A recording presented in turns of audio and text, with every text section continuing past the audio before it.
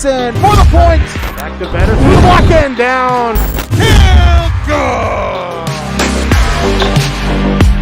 Active pass. He'll look to fire deep and intercepted. Stretchy diving. He's in.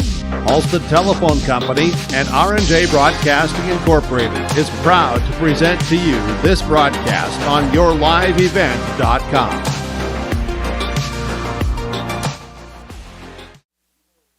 It is time to put a bow on the regular season here in high school football. Of course, with MEA weekend, we've got midweek action for you.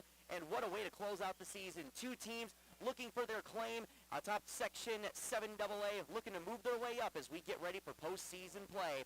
It is the 5-2 Aitkin Gobblers taking on the 6-1 Mesabi East Rangers. Welcome in everyone here to Veterans Field here in Aitkin on KKI and AM 930 FM 103.1 The Gobbler, simulcasting on yourliveevent.com. Noah Caruso, Lance Bauman here with you tonight. And Lance, we'll start with Aitkin. You were there last week. You took the long trek over to International Falls. And, you know, it's one of those things where they're taking one up the chin, but against a good High Falls team. Oh, for sure. The Gobblers went up there, again, down a couple players. Jacob Williams ended up breaking his ankle the day before the game.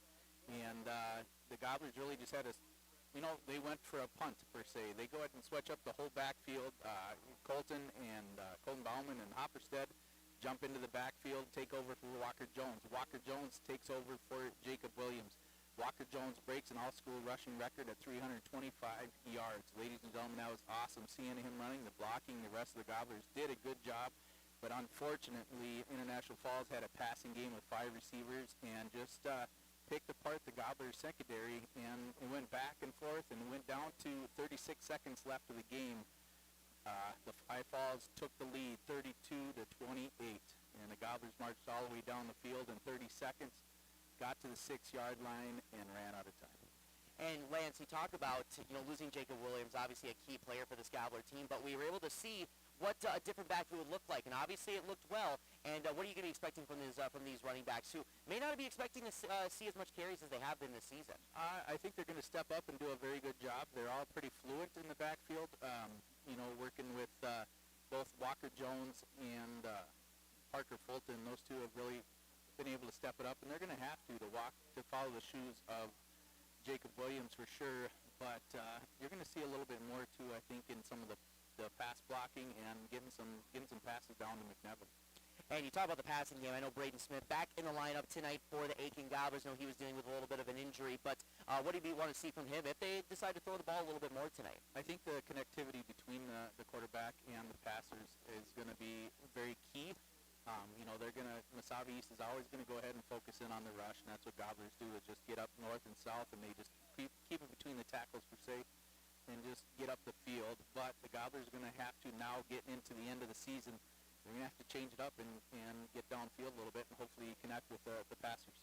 And, of course, for the Gobblers, we'll keep an eye on what the change of potential offense will look like. But for the Mesabi East Giants, they entered this game 6-1 on the season. Their only loss to Moose Lake, Willow River, and they're going to be heavy on the run. They have a very experienced offensive line, some big dudes up there in the front. We're going to be keeping an eye on George May sitting at 320 pounds, Christopher Ullman at 200 pounds, Hayden Sampson 275. This is a big physical offensive line, so keep an eye on Henry Depew and Ethan Murray. They're a running back by committee team. They're going to run down your throat. They're going to be physical, and for head coach Steve Grahams, that's the way he likes to play. This should be a good matchup, Lance, in that regard. And when you see the physicality up front for Mesabi East, we know that the Gobblers can be able to match it, but what's going to be the biggest X factor defensively tonight?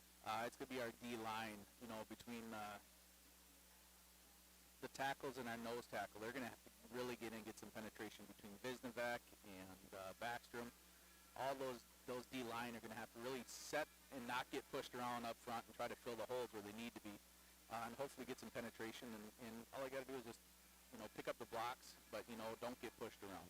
Should be a fun one tonight. We're expecting a physical game, as we always seem to do in Section 7AA, as this section is tight. So this win goes a long way, not only just to close out the season on a high note, but to also go into the postseason with potentially better stakes to get a home playoff game. It seems Mesabi East is, you know, on their way to doing that. But for the Aitkin Gobblers, it's still on the fringe right now, hovering around that 3-4 spot. So a win today would go a long way in terms of section standing. The QRF points will look good in that regard. And here at home, where the Gobblers are tough to play against, and, you know, last time we were here, Lance, we got an instant classic. And could be shaping up like that tonight. Oh, the 4 overtimes of Crosby Ironton was just a phenomenal night there, going back and forth. But both teams gave it all they had for all 4 quarters and all 4 overtimes. And, I was very impressed with both of them and never shown any quit for sure. So it was very good.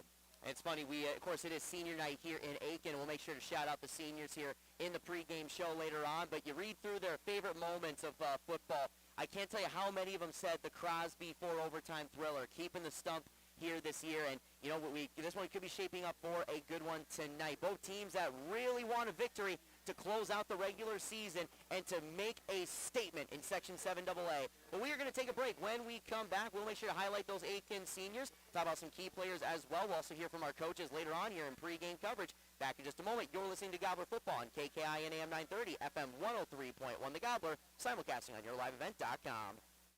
Since 1938, purchasing a new Ford car, truck, or pre-owned vehicle from Aitkin Motors. Family owned and operated, Aitkin Motors offers you a stress-free car shopping experience.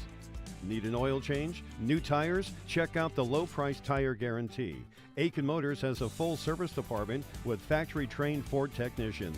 For hours, appointments, and vehicle inventory, visit AitkinMotorsCO.com. Every Wednesday night at 7, watch the YourLiveEvent.com Coaches Show presented by the Hillsborough Economic Development Corporation. Stay up to date with the latest goings-on in the region, as we'll hear from area coaches in North Dakota and Minnesota. Plus, we'll highlight area high school seniors and their achievements in the classroom and on the court with our Senior Spotlight. That's the YourLiveEvent.com Coaches Show presented by the Hillsborough Economic Development Corporation, Wednesday nights at 7 on YourLiveEvent.com.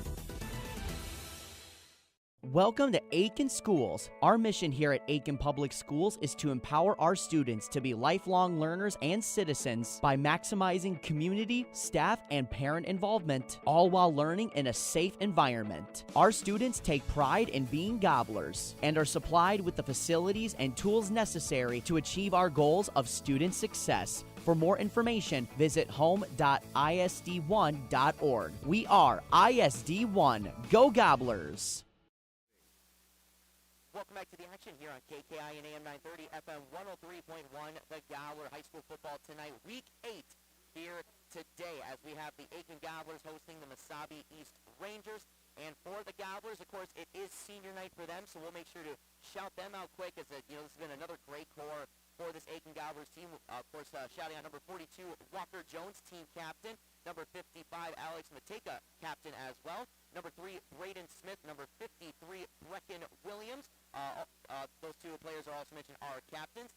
Mallory Lenninger, the manager. Justin Backstrom, number 78. Number 74, Kanye Bachniak. Number 17, Jack Burchett.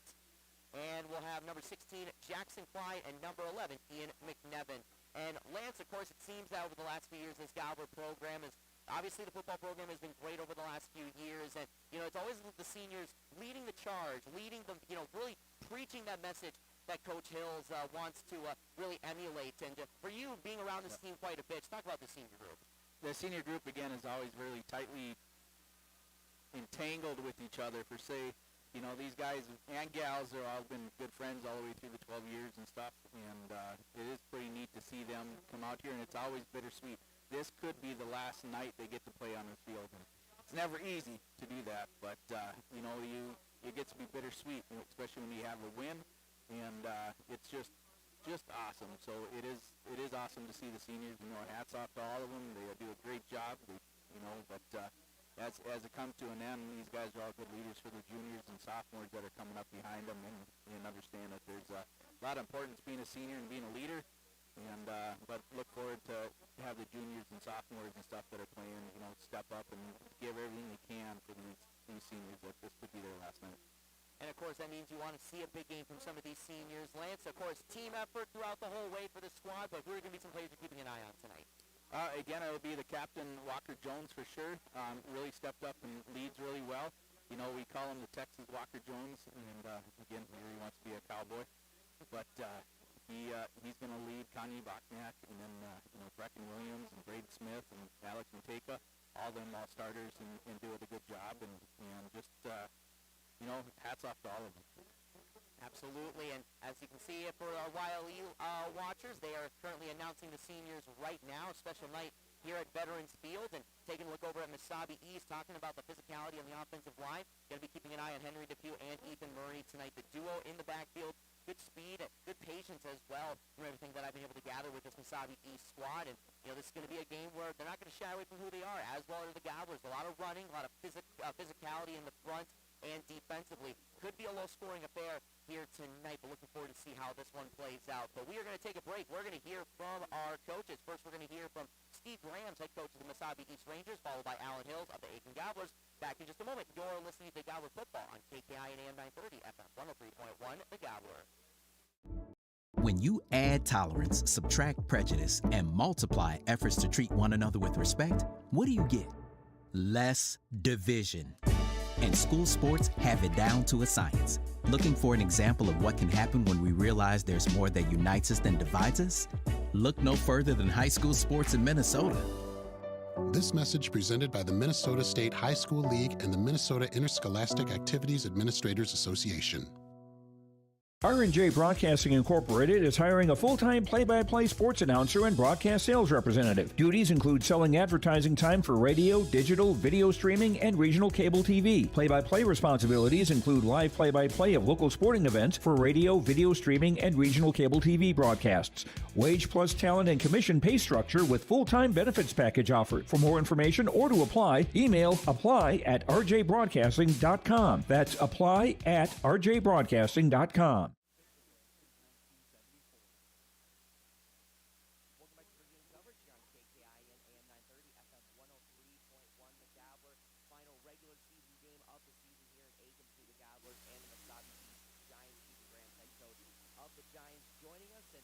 Coach, it's crazy we're already talking about the final regular season game, and what are some of the big reflections from this year for you guys heading into the final game of the season?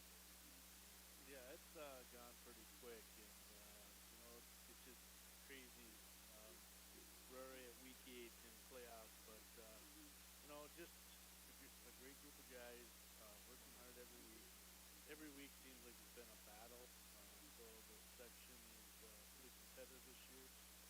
We just hopefully to say that we are really playing our best and when our best is needed. And you talk about that competitive section. Of course, you went up against Hinkley Finlayson in another battle, a 14-0 win for you guys, adding to a 3-game winning streak. What were the biggest takeaways, Coach, and some things you might want to shore up a little bit before against a tough Aitkin team? Well, our defense, like I said, has been playing solid. We're giving up less than 10 points a week. So, they are coming at that offense from all different ways. Offensively, we moved the ball up and down the field, but we did get stuffed a couple times inside the 20, and we know if we're going to get successful down the road, we got to start punching some of those drives in. But again, every week's going to be battle, and we know that Aitkin's going to be tough, especially when we fight for home field advantage third, fourth season. And, obviously going up against Aitkin, a team that you're familiar with, section opponent, it could be one of those situations where you see them down the road. And, obviously talk about, not only just how important this win would be to close off on a high note, but also to keep that QRF seeding up for you guys and hopefully find yourself in a home playoff game here. Yeah, I'm sure we're going to watch a lot of film. They probably watch a lot of film. We have similar offenses in that we run bone offense. And, it's going to come down to execution and who doesn't make mistakes. But like I said, it's going to probably be a battle just like every other week. You want to talk about getting some consistency on offense and be able to finish drives. We're going to be some of the biggest, ways that you want to be able to do that. Some of the biggest game plans you want to see to finish off drives and set the tempo tonight. Well, like I said, we have to execute ourselves. It's not, I don't think it's the teams that are really stopping us. It's usually we're stopping ourselves. We really stop maybe jumping off sides or a holding call that are very crucial, especially when we're playing down the road here. Putting the ball on the ground when we shouldn't be. Because, our offense can execute. And we do, we're quite well. But if we shoot ourselves in the foot, it only makes problems for ourselves, which we did a little bit last week and week before that. Well, Coach, we are expecting a fun one here today. Appreciate the time, Coach Grams. Well, best of luck tonight. Thank you. Have a good night. We'll see you later. Stephen Graham's head coach of the Mesabi East Giants, back in just a moment on KKI and AM 930 FM 103.1 The Gobbler. At Enbridge, we believe sustainability is the foundation of our success. How well we perform as a steward of our environment, a safe operator of essential energy infrastructure, a good neighbor, and a diverse employer defines our success. Learn more about Enbridge's environmental, social, and governance commitments and our Indigenous Reconciliation Plan at enbridge.com.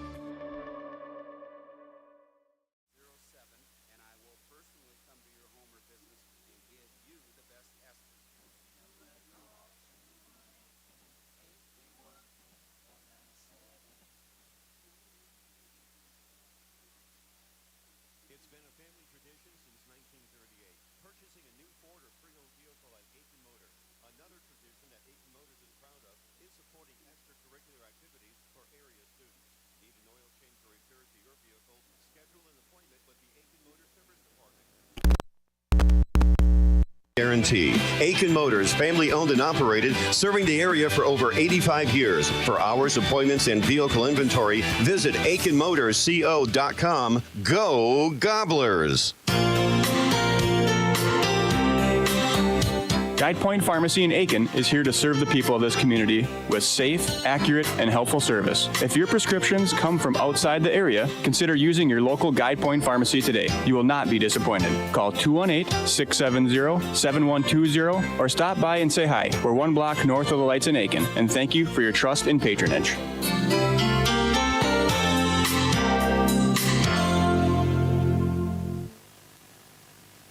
Welcome back to pregame coverage on KKI and AM 930 FM 103.1 The Gobbler, simulcasting on yourliveevent.com. Final regular season game here for high school football. We're here in Aitkin as the Gobblers play host to the Mesabi East Giants. Alan Hill's head coach of the Gobblers joining us. Coach, taking one up the chin against International Falls. Obviously a long road trip for you and your squad, but talk about some of the biggest aspects of that game that you want to shore up and that you've seen on film. Things we just need to tighten up our tackling, and making plays in space on the defensive side. The offense really answered the call last week and played fantastic, and we just gotta get everybody playing all on the same page, both sides of the ball, and hopefully put one together tonight. And obviously, Coach, you've been dealing with some injuries as of late, and obviously for you guys, it's a running back by committee with you guys. But how have some of these other players been able to really change their role in the backfield in terms of expecting maybe a little more carries than they were expecting? Yeah, Walker Jones has bumped back to tailback for us, filling in for Jacob, and it's pretty tough to argue with the job he did last week, 325 yards on the ground, as a monster. And, we got Colton Bauman slides into the fullback spot along with Hopperstead, and they kind of split the duties there. Otherwise, like you said, business as usual for us. A few guys getting more carries than normal, but, we just got to continue to play downhill, and the offensive line's coming off a fantastic game, and hopefully replicate that again tonight and keep things rolling in that direction on offense. And you take on a Mesabi East squad that, sitting in the upper echelons of the section right now. But, you look at the aspects of how they play. I think it's similar to how you guys want to play. And, from everything you've been able to see on film, what are you expecting from these Giants? And what are going to be some of the biggest keys to victory tonight? Hanging on to the ball security is going to be huge. And it's going to be a, war in the trenches. Both teams run the ball 90-ish% of the time or better. It's going to go quick, so you're going to have to take advantage of opportunities when you have the football, and not let those slide by, and really take advantage when you get into those, plus territory, red zone territory. You got to start making plays and got to get into the end zone. And obviously, Coach, this is a big game, not only just for closing out the regular season on a high note, but when you take on a section opponent and for how tight everything is in your guys' section, what's been the message for this group in terms of, hey, this is not only matters in terms of our record, but we can move up even in this section with a win tonight? Yeah, we talked about it last night. We control our destiny. We win tonight with a 3 seed almost guaranteed. And, if we lose, then who knows? It kind of comes into who played who and who lost and who won and QRF. And, if we can come out and win the ball game tonight, we control that and don't leave it up to chance. Just decide that we want to make it, our decision, not somebody else's. Should be a fun one tonight, Coach. Alan, appreciate the time. Best of luck tonight. Thank you. Alan Hills, head coach of the Aitkin Gobblers, joining us for pregame coverage. Back in just a moment on KKI and AM 930, FM 103.1 The Gobbler, and yourliveevent.com. Team that brings over 25 years of experience offering roofing systems in a variety of colors, materials, and textures, then call my dad at Mike's Miller's Roofing and Siding, 218-831-1907. Whether it's a tear-off or new construction, Mike's Miller's Roofing gets the job done right. Call 218-831-1907 for your free estimate and get your new roof installed before the holidays. That's Mike's Miller's Roofing and Siding.com or call 218-831-1907. Let's get real. Get ready for a place that's big enough to grow and small enough to care. The University of Minnesota Crookston offers more than 35 majors, minors, and certificates. Earn a University of Minnesota degree, where you can make a difference in a close-knit community. Faculty become friends and friends feel like family. You don't need a big city, just big dreams. The University of Minnesota Crookston. Real, hands-on, and will get you ready for anything.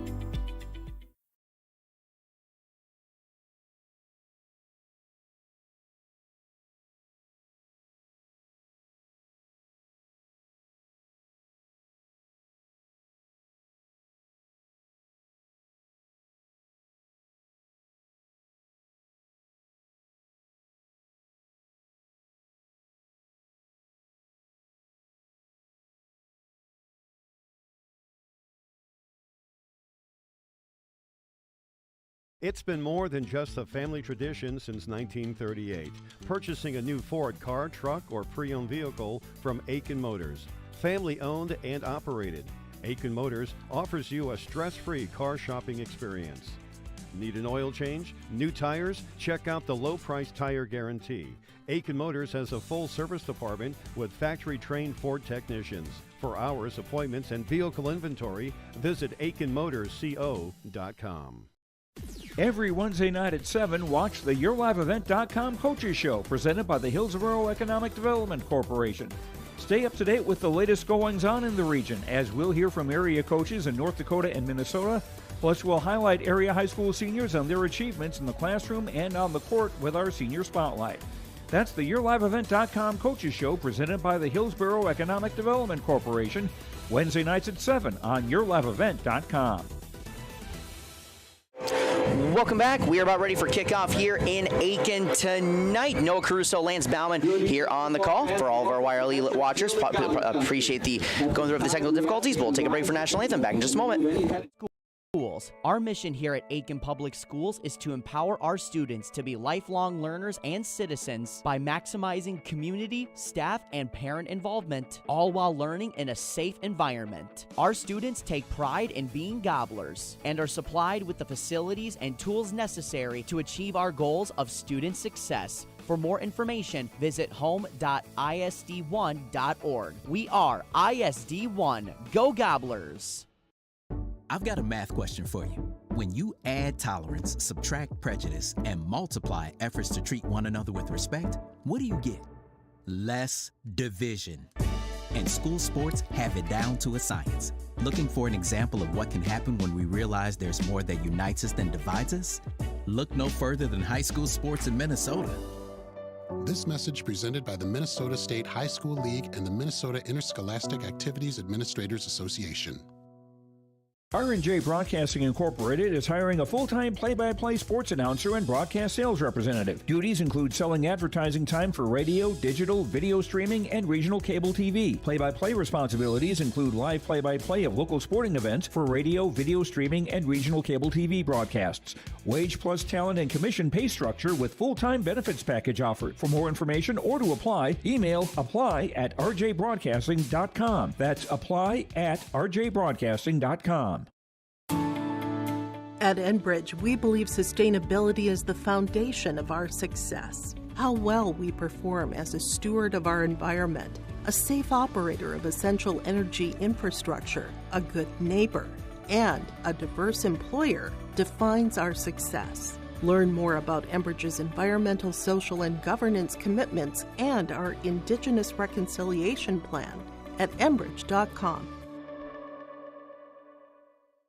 If you are looking for a local team that brings over 25 years of experience, offering roofing systems in a variety of colors, materials, and textures, then call my dad at Mike's Miller's Roofing and Siding, 218-831-1907. Whether it's a tear-off or new construction, Mike's Miller's Roofing gets the job done right. Call 218-831-1907 for your free estimate and get your new roof installed before the holidays. That's Mike's Miller's Roofing and Siding.com or call 218-831-1907. Let's get real. Get ready for a place that's big enough to grow and small enough to care.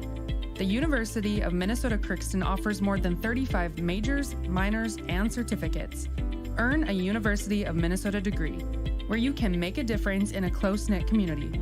Faculty become friends and friends feel like family. You don't need a big city, just big dreams. The University of Minnesota Crookston. Real, hands-on, and will get you ready for anything. It's been more than just a family tradition since 1938. Purchasing a new Ford car, truck, or pre-owned vehicle from Aitkin Motors. Family owned and operated. Aitkin Motors offers you a stress-free car shopping experience. Need an oil change? New tires? Check out the low-price tire guarantee. Aitkin Motors has a full service department with factory-trained Ford technicians. For hours, appointments, and vehicle inventory, visit AitkinMotorsCO.com. Every Wednesday night at 7, watch the YourLiveEvent.com Coaches Show presented by the Hillsborough Economic Development Corporation. Stay up to date with the latest goings-on in the region as we'll hear from area coaches in North Dakota and Minnesota. Plus, we'll highlight area high school seniors and their achievements in the classroom and on the court with our Senior Spotlight. That's the YourLiveEvent.com Coaches Show presented by the Hillsborough Economic Development Corporation. Wednesday nights at 7 on YourLiveEvent.com. 907, and I will personally come to your home or business and give you the best estimate.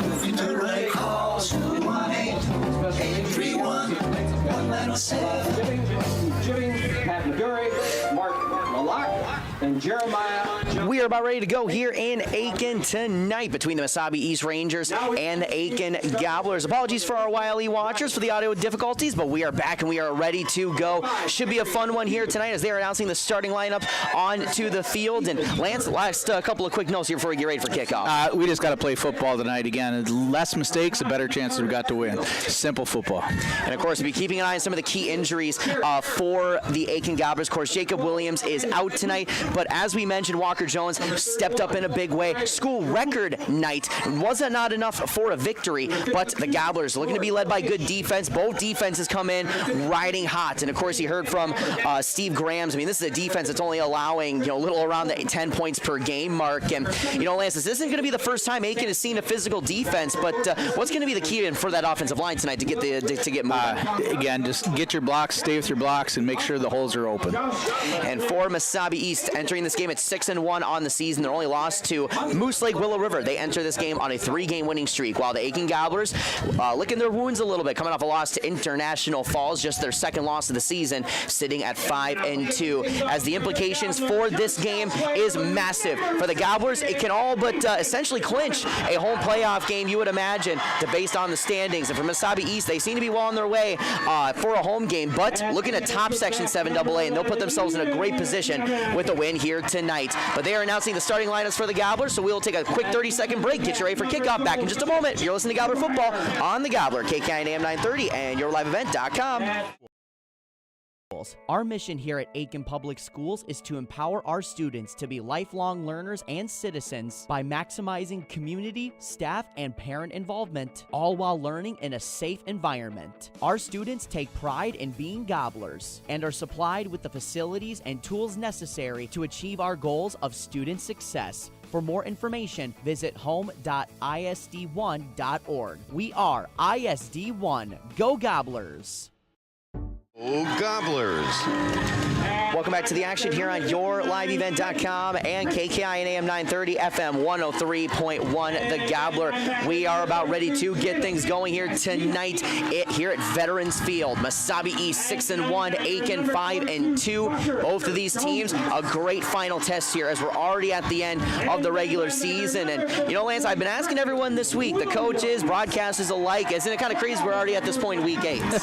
It is gone quick for this fall Friday Night Lights again happening on Wednesday. But you know what? As you start looking around all the fields, you start seeing the grass turn yellow. You start seeing everything wore out. It is that time of the season now, and then now this is when it all matters. We got to make sure that we just play right, both sides of the ball, and this is where everything matters and perfection happens. And it's got to happen tonight, as a very short week after this game for practice to get ready. As both teams are getting ready to take the field. Mesabi East in the white jerseys, red numbers, black hats, black pants. Gobblers in their signature black jerseys, the red numbers, the black tops with the red and white stripe going across. As the Giants are going to receive this first half kickoff. Gobblers will be kicking off. Starting offense for the Gobblers, quarterback will be Braden Smith. Running backs will be Colton Bauman, Parker Fulton, and Walker Jones. On the line is going to be Ed Cook, Brecken Williams, Alex Manteca, Brandon Kuntz, Camden Vizovec, and Bennett Sedlowski. That is your starting offense. And they are coached by Alan Hills, assisted by Sean Smith, Rob Williams, Jason Henke, and Greg Hills. For Mesabi East, it is going to be at the running back position. Number 5, Henry Depew. Number 6, Ethan Murray. At wide receiver, number 7, Cooper Sickle. Number 9, Carter Steele. At quarterback, number 12, Landon Luke. On the O-line, it is going to be number 65, Lewis Karish. Ryder Gorelli, number 31, also playing running back. Number 52, George Mace. Number 53, Daniel Napper. Number 56, Christopher Ullman. And number 76, Hayden Sampson. They are coached by Steve Grams. And with the whistle, we are about ready to get going. Week 8 here in high school football is underway. And here we go with the Giants getting ready to receive this thing. And we got a whistle, and he needed it when he got the ball. And when he got the ball, so it'll be short field for Mesabi East out of the gate. But here we go with the Giants, and they're going to be led out by Landon Luke, starting quarterback tonight for Mesabi East.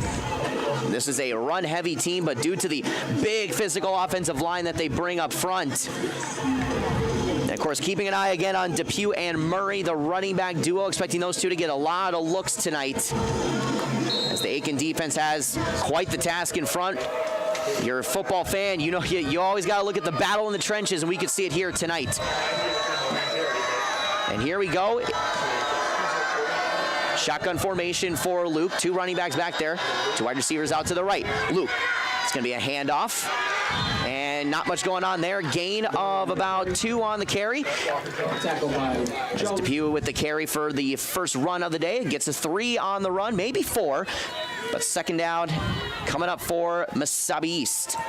Texas Jones got the stop on that tackle. Of course, Texas Jones had a record-setting night against International Falls, but also a key factor defensively. 2nd and 7. Ball on the 25-yard line of Mesabi East. And good crowd on hand, as always, here at Veterans Field. Giants line up 2nd and 7. Ball on their own 25-yard line. Luke is in shotgun. And it's going to be another handoff up the middle this time, and met by a load of Gobblers. Upperstead on the tackle that time. And we're seeing trying to establish the run early. Gain of 2, so 3rd and 5 coming up. It's on the carry. Depew again with the carry that time for 2 yards. 3rd and 5 coming up. And this is a situation when you got 2 running football teams, all going to be about trying to make it manageable in these short yardage, to try and make these yardage situations a little bit easier for running the football. Shotgun formation, 2 wide receivers out to the right. Luke, straight draw back, slant route. That's going to be caught. And a first down for Mesabi East. Sickle with his first catch. Brings it up to the 35-yard line. 10:34 to go here in the first. And a completion on Luke's first attempt to the 35-yard line. Completion of 8 yards from Luke to Sickle. 1st and 10. Ball on the 35. 10:27 and counting to go. Good slant route that time by Sickle. A little bit of loose coverage by the Gobblers. And Luke is going to be in shotgun formation again. Two running backs back there. Tight formation now as both the receivers move in. It's going to be a handoff, off tackle on the right side. This is Depew, and looking to burst. He's down the sideline. Flag on the field. Keep an eye on that. He could be gone. Depew to the races, and he is in for a touchdown. But there is a flag on the field, so we'll keep an eye on it. And it is going to be holding on Mesabi East, so negate the touchdown by the Giants. And boy, what a tough break for Mesabi East. But what a run by Depew, going off tackle, just finding the sideline. You see that speed from Depew early. But negate a 75-yard touchdown run for Depew. And now they'll back up, so it'll be 1st down and 20 coming up. You know, now Lance, in that situation, you saw a touchdown go the way, and obviously it didn't come back. It came back to bite Mesabi East there, but now you kind of see how they're developing there. Yep, you can see their pattern, their plays right now. Again, getting into the 3rd and 5. They obviously went for that little slant pass. They do got options for sure, but the Gobblers just got to really work on their defense and make sure that they are penetrating, and like Coach Hill said, they got to wrap up and finish their tackling. Let's take away the 65-yard touchdown. Luke is in shotgun, 2 wide receivers out to the right, man in motion, and it's going to be a sweep off to the left side and dropped right away. No gain on the carry. Looks like Mateka and Zmida were in on that stop there, along with Brecken Williams. It's Depew getting the carry that time. No gain that time on his 3rd carry. So 2nd and 20 coming up for Mesabi East. And for a team that runs the football a lot, obviously the carry situation you don't want to be in, but trying to make at least 3rd down a little bit more manageable. Trying to get back to the line of scrimmage. 2nd and 20 off the holding call. Ball on the 25. 9 minutes and counting to go in quarter number 1. Luke is in shotgun formation. 1 wide receiver out to the right. It's Sickle. And it's going to be a QB keeper onto the right side. And not much going on there. Off tackle on the right. As Luke able to get a couple of yards, gain of 2, but 3rd and long coming up. That was another stop by Brecken Williams. And for Mesabi East, we saw Luke connect for an 8-yard completion to Sickle earlier in this drive, which was good for a 1st down. They are 1 for 1 on 3rd down so far tonight on the Giants' opening drive. 3rd and 18. Ball on the 27-yard line of Mesabi East. On the right hash, Luke is in shotgun. Back there with them is Jarelli and Depew. Man in motion, shifting out to the left. Luke looking to throw, clean pocket, now stepping up, and he's gonna get sacked. Kanye Bachniak brings him down, and the Giants will punt. Good play by Kanye Bachniak, and initially Luke had a clean pocket. Great coverage downfield. Bachniak recognizing the step up in the pocket by Luke, and the first sack of the game goes to Kanye Bachniak, the senior. Nice job, Kanye. And the whole Aitkin Gobbler defense there going back for the Gobblers. It is going to be Ian McNevin. McNevin sits on his own 40-yard line. It's going to be bouncing off short around the 50. They're going to let it go. And the Gobblers get the ball back at their own 42-yard line. And Lance, we know about Kanye Bachniak. Of course, we've had him up here in the booth. He's had standout games, and he's tough to block. We'll just say that. He's got a lot of momentum from upstairs for sure. He's a big kid and just has a good time out there in the field, and definitely fills up some huge holes. Now we'll step up on the offensive line here as the Gobblers will take over. Brecken Smith back in the line up here. He was out last week. He is back into the starting lineup for quarterback. Brecken gets under the center. He is under the center. Wishbone in the backfield with Bauman, Fulton, and Jones. Handoff to Jones up the left side. He's got a hole, and he's close to the 50-yard line. Brings up an 8-yard gain for Walker Jones for his first carry. And you would expect that they're going to try to feed Walker Jones. So obviously, you want to build up momentum. I think run of form is always important. And obviously, when you come off a record-setting game, you got to feel that he's feeling confident coming into tonight. Yeah, for sure. He is a confident kid anyways, and does a good job just filling up the holes and gets after it. Runs hard, drags his tacklers with him, and always getting a yard or two after contact. Again, Smith under center, McNevin on the left side. Ball close to the 50-yard line. Steps back, handoff to Parker Fulton, gets over to the right side. side, close to the first down as he brings it up to the Mesabi side of the 47. So far, the war in the trench is being won by Aitkin, just getting some tough yardage on these first couple of plays. That's going to be a key factor. They're going to first down for the Gobblers. And there we go. Yeah, we're seeing a good push on, especially on that interior, which is where the Gobblers will definitely try to attack. And, you know, for a Mesabi East team, only giving up around 10 points per game. Good start. Yep, it is actually at the 48-yard line. Wagner split out to the left side. Smith under center. 3 Migos in the backfield. And it's going to be handoff to Jones again. Huge hole as he comes around, gets out to the right side. 1 or 2 tacklers to go. He keeps dragging them down the field. Brings it up. First down for the Gobblers. Gets to the 25-yard line of Mesabi East. Well, Lance, I can see what you mean by, evading that first tackle, but there's a flag on the play. It'll be holding against the Gobblers. It's going to come back to replay first down at the 48-yard line. It was on number 25. The referee was signaling Colton Bauman. Colton on the hold. Bummer. I'll say, Lance, we're going to have a chat with him after that play afterwards. Along with his sister. Oh, well. Don't worry about this play. We got to get going to the next one. Shake it off. It is 1st and 20 from the Gobbler 42-yard line. Gobblers get set. McNevin far on the left side. Smith under center. Bauman in the slot. Steps off. Handoff to Walker Jones right up the center. Again, bounces off. Gets up to the 50-yard line for another pickup of 9. Boy, and for Mesabi East, lucky that he had to bounce off of that, because if he would have got that quick turn of speed, I don't think anyone was going to catch him down on this right side. And, you're seeing with Walker Jones a good patience so far, which has led to some of these big runs, and not able to break it that time, but at least closer to the original line of scrimmage. He does a good job watching his blockers as they get down the field and just gets out to the outside. Now we have split out on the right, Bauman in the right slot, I formation. Watch out for the blitz by Mesabi East. It's going to be handoff to Parker Fulton. Fulton drives up for another yard or 2.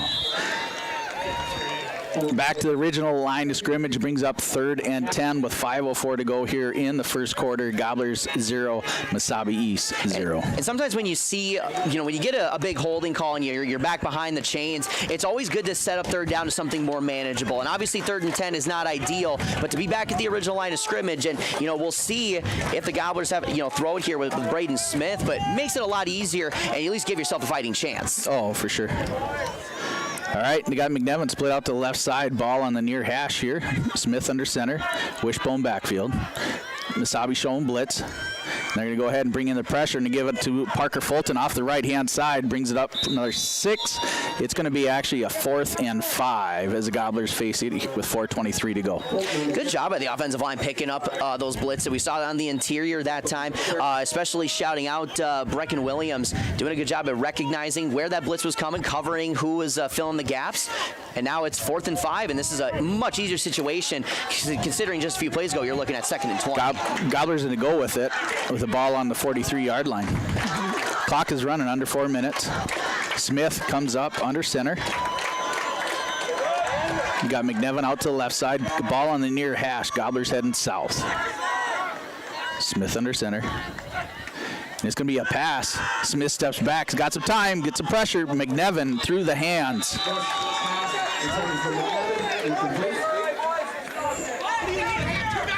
Boy, big response from Mesabi East, but so far, 2 big penalties stalling these drives, and especially in the first quarter, it's always a feeling out process, kind of see how things develop on both sides, and we expected both defenses to really show out here in the early stages and be able to capitalize on those penalties. But here comes Mesabi East now on offense. 3:39 to go in quarter number 1. Ball is going to be spotted at their own 43-yard line.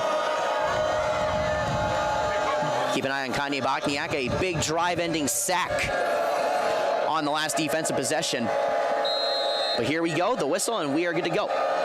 Sickle, the lone wide receiver, out to the left. Shotgun formation for Luke. 2 running backs in the formation. Depew is one of them, and that's going to be a straight direct handoff to Murray, but there's a flag, and it's going to be a false start on Mesabi East. You look at the nose tackle and the center, both of them, between Bokniak and that Maish.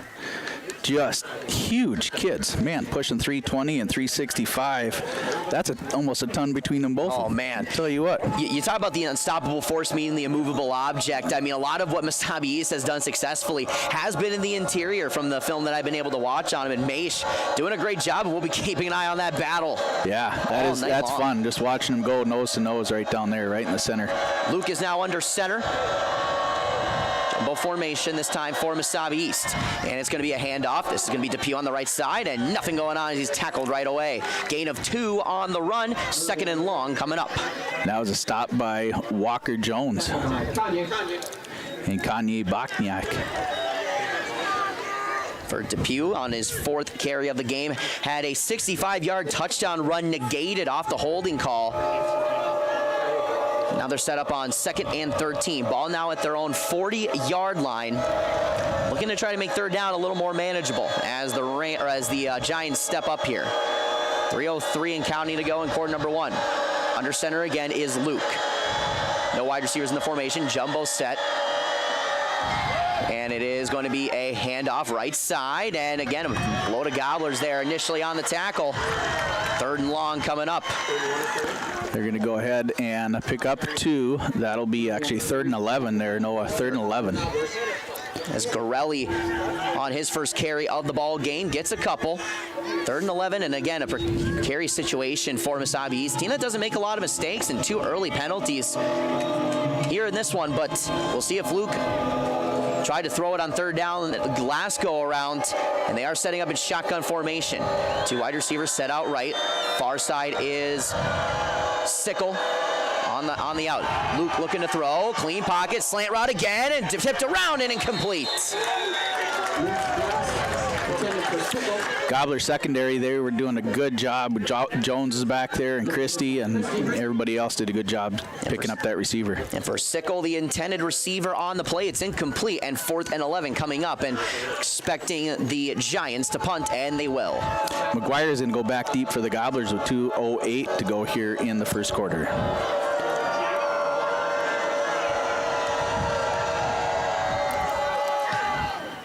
Ball is up.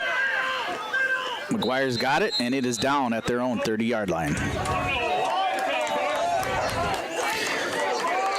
And now lands for Aitkin. You saw on that last drive a big penalty is what really did him over, but now usually second drive is where you kind of get rid of those bugs. You get rid of those bugs, and for the defense, obviously showing out so far tonight for Aitkin, making 2 big stops. And what's the response you want to see offensively here? Just get a first down first. That's all we got to do. Get a first down.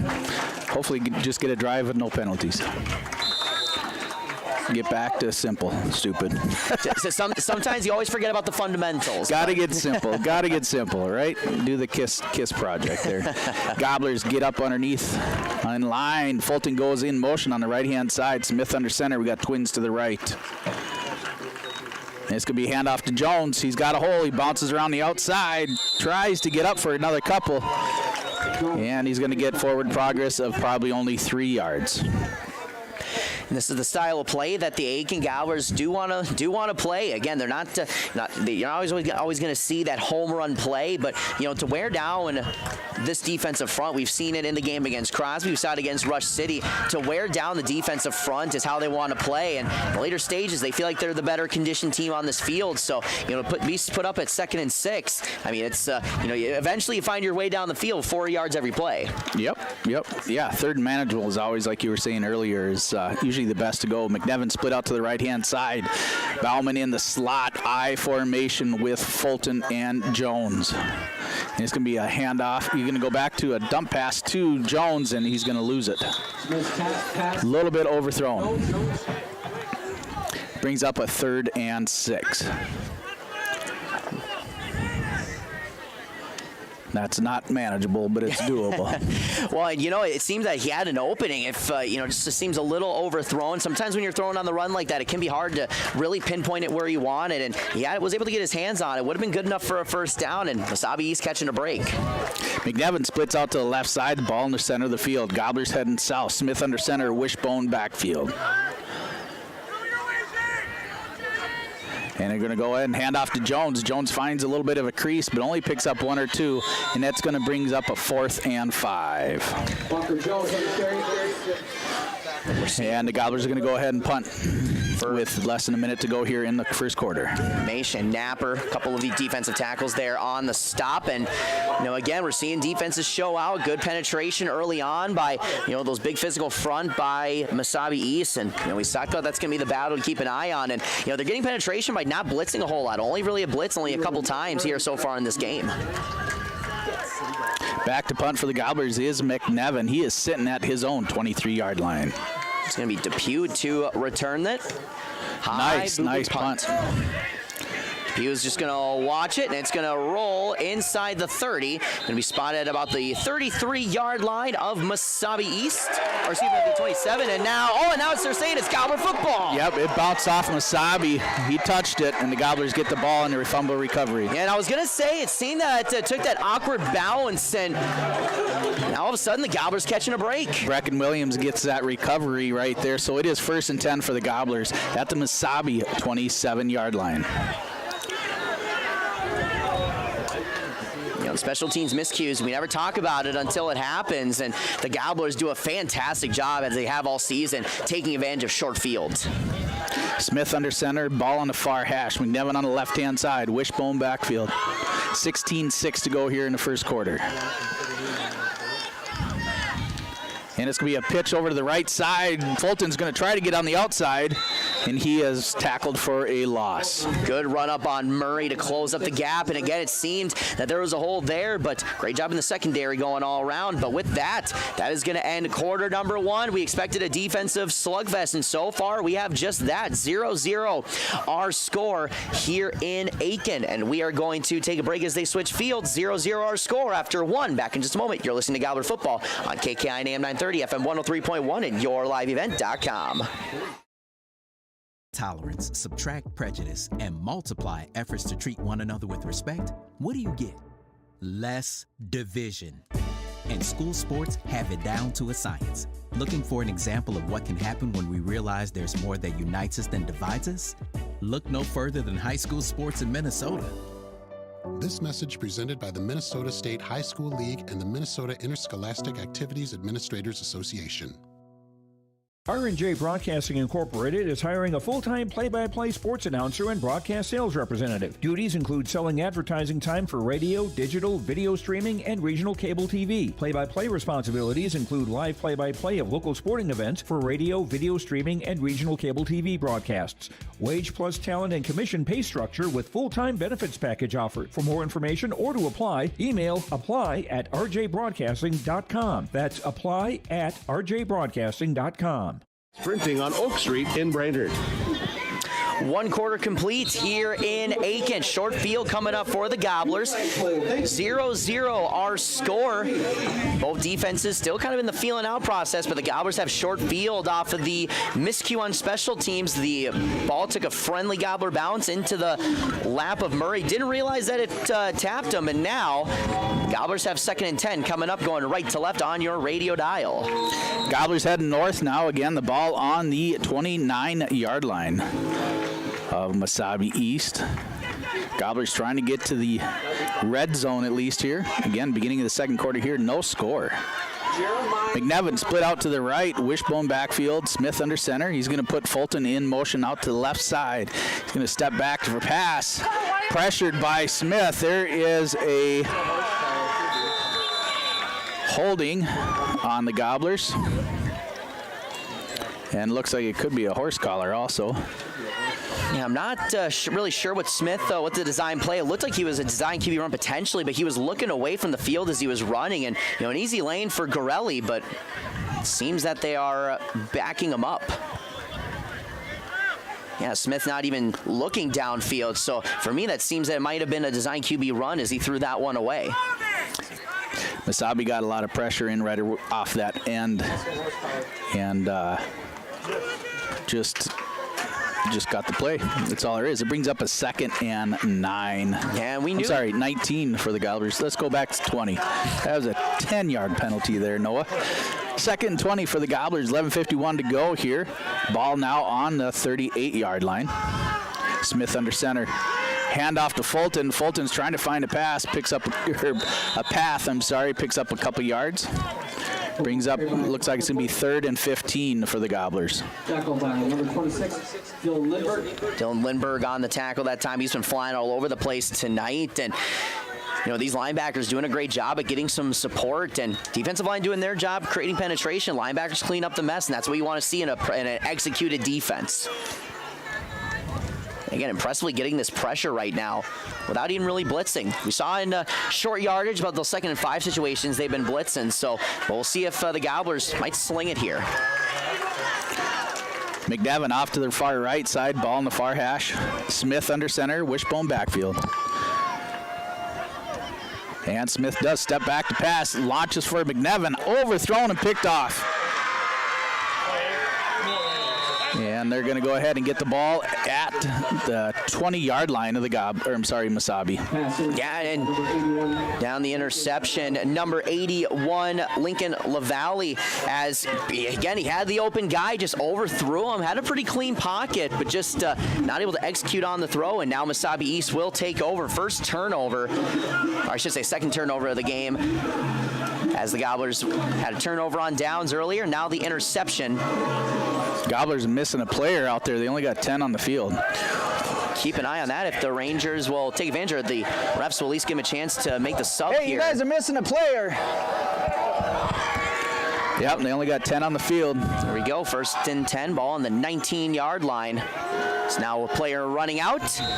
Here we go with Mesabi East. They politely wait for the Gobbler to get on the ball. As shotgun formation for Luke, 2 wide receivers in the formation, out to the left. It's going to be a handoff, off tackle, and now cutting back up the middle and shifting his way close to the 30-yard line. As on the carry that time for Mesabi East is going to be Murray on a good carry that time. Gain of 8 yards. 2nd and short coming up. Zasmita gets a stop for the Gobblers. Like he said, 2nd and short, and 2nd and less than 2. Possibly 1.5 yards to go there, Noah. Now ball on the 27-yard line. 2nd and 2 coming up for Mesabi East. Haven't been past the 50 so far in this ball game. I formation for Luke. In motion, sweep off tackle. This is going to be Murray, and trying to cut back upfield, but tackled right away, but is able to get enough for Mesabi East first down. Needed 2, got 3. First down for the Giants. Jones gets a stop on that for the Gobblers. A little bit of shout out to the friendly friends down in Georgia watching there on your live event there. Yeah. Continue to be nationwide, Lance. You have the dynamic duo here. Yeah, our Jones friends down there do a lot of updating and a little bit of chatting from Georgia. Now in shotgun formation, Luke.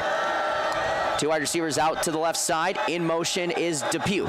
Shifting out into the slot, looking to throw. Screen play. This is going to be Sickle. Has an opening, but able to be closed down right away as Walker Jones closing it up, and Sickle had a lane. Walker Jones saying no, and it's a gain of about, looks like 4, but it could have been worse. And now we got a Gobbler down on the field. And it could be Visnovec there. Looks like he's laid up. And for a Gobbler team that's been dealing with a lot of injuries late here in the season, don't want to see this one of their key defensive players, but we'll take an injury timeout. Back in just a moment on the Gobbler and YourLiveEvent.com.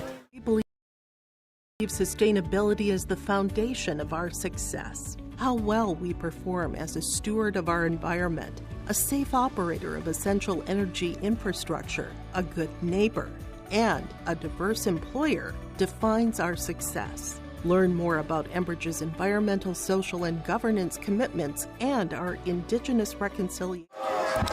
Off the injury timeout, Visnovec back onto the sideline right away, so that's good news that he was able to get back to the sideline, but here we go with a 2nd and 6 off the 4-yard completion. Luke in shotgun, 2 wide receivers out to the left. 2 running backs in the formation. Murray going to get the carry off tackle to the right and is met up right away. Gain of about half a yard. They'll give it a gain of 1. 3rd down coming up. Hopperstead, Jones, and Brecken Williams all on the stop for the Gobblers. Now for Murray, 12 rushing yards on 3 carries, starting to get a little more involved here in the second quarter. 8:47 and counting to go in quarter number 2. 0-0 our score. Still looking for the first big breakthrough by either team. We do have a score update over in Pequot Lakes when we get the chance. Pequot Lakes taking on Grand Rapids tonight. 3rd and 5. Luke in shotgun, tight formation, but now we got a whistle, and it's going to be a timeout by Mesabi East. We'll take one with them. 0-0 our score. Big 3rd down coming up. You're listening to Gobbler Football on KKI and AM 930 and yourliveevent.com. If you are looking for a local team that brings over 25 years of experience, offering roofing systems in a variety of colors, materials, and textures, then call my dad at Mike's Miller's Roofing and Siding, 218-831-1907. Whether it's a tear-off or new construction, Mike's Miller's Roofing gets the job done right. Call 218-831-1907 for your free estimate and get your new roof installed before the holidays. That's Mike's Miller's Roofing and Siding.com or call 218-831-1907. Welcome back to the action. Mesabi East taking their first time out of the half. They have 2 remaining. Gobblers still with all 3. It's 3rd down and 5 coming up for Mesabi East. Ball on the 35-yard line. Mesabi East has struggled on 3rd down here so far tonight. And they've been able to mix it a little bit up here on 3rd down. Where it threw a couple of times, was sacked on one 3rd down occasion. But here we go, 3rd and 5. 8:25 to go in quarter number 2. Pistol formation, 2 wide receivers in the formation out to the right. Luke looking to throw, takes the snap, slings it out, and may have left it short, and it is going to be, we'll wait for the signal saying incomplete.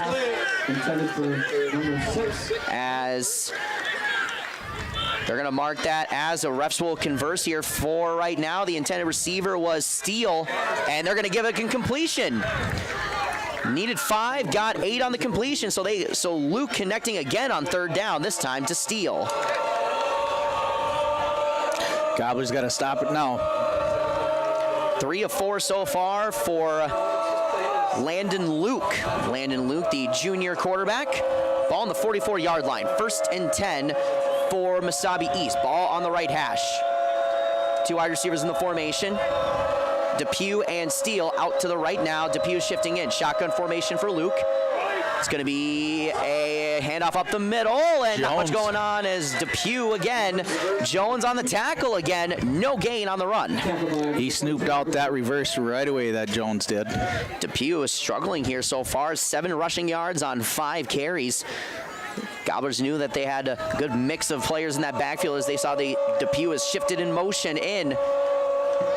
Not much going on as Jones has been cleaning up the mess defensively so far tonight. 2nd and 10. Ball on the 44-yard line of Mesabi East. 7:12 and counting to go in quarter number 2. Under center, jumbo formation. Everyone in. It's going to be a handoff, delayed handoff, as this is going to be Murray trying to blow his way through a couple of Gobbler defenders as he's close to the 50-yard line to the 49. So 3rd and manageable coming up, 3rd and 5. Owen Warren on the stop for the Gobblers there. For Murray, we're starting to see him get some steam ahead as able to bounce off a couple of Gobbler tackles. 3rd and 5. Mesabi East is still yet to reach Gobbler territory. They are 1 yard away from that. 2nd and 5. Ball on the 49-yard line. Luke is going to be under center. Jumbo formation, 3 running backs back there behind him. And it's going to be a throw and clean pocket. Now throw out to the left side. That's going to be caught. And now down the sideline, inside the 30, and now he's going to be pushed out close to the 25-yard line as Murray will get the completion on the just out route that time in the curl flats. As that's going to be a 1st down for Mesabi East. And that's the first real big play we've seen from Mesabi East tonight with 6:05 and counting to go in quarter number 2. First time that the Giants have been in Gobbler territory. 22-yard completion from Luke to Murray. Under center again. Jumbo formation. 3 running backs back there. That's going to be a pitch. Run out to the right side. This is going to be Depew cutting back upfield and met by multiple Gobblers, but not before getting to the 20-yard line for a gain of 9. Stopped by Mateka and Jones again. And McNevin. For Depew, his best run of the night. Now with 5:20 to go in quarter number 2 as the Giants are in business. 2nd and 2, ball right at the 20-yard line of Aitkin. First trip to the red zone for the Giants. As Luke will lead the huddle, taking their time with it. Luke is going to be under center. Same formation, the trio backfield. It's going to be a handoff. Depew up the middle, just needs 2. Able to find his way inside the 20 to the 18. Now down to the 17 as he needed 2 yards, got 3. And it's going to be a first down for Mesabi East. Now to 20 rushing yards for Murray. First down and 10 coming up, and the Giants looking to capitalize on this good drive. 4:40 and counting to go in quarter number 2. It's been a very free-flowing first half so far.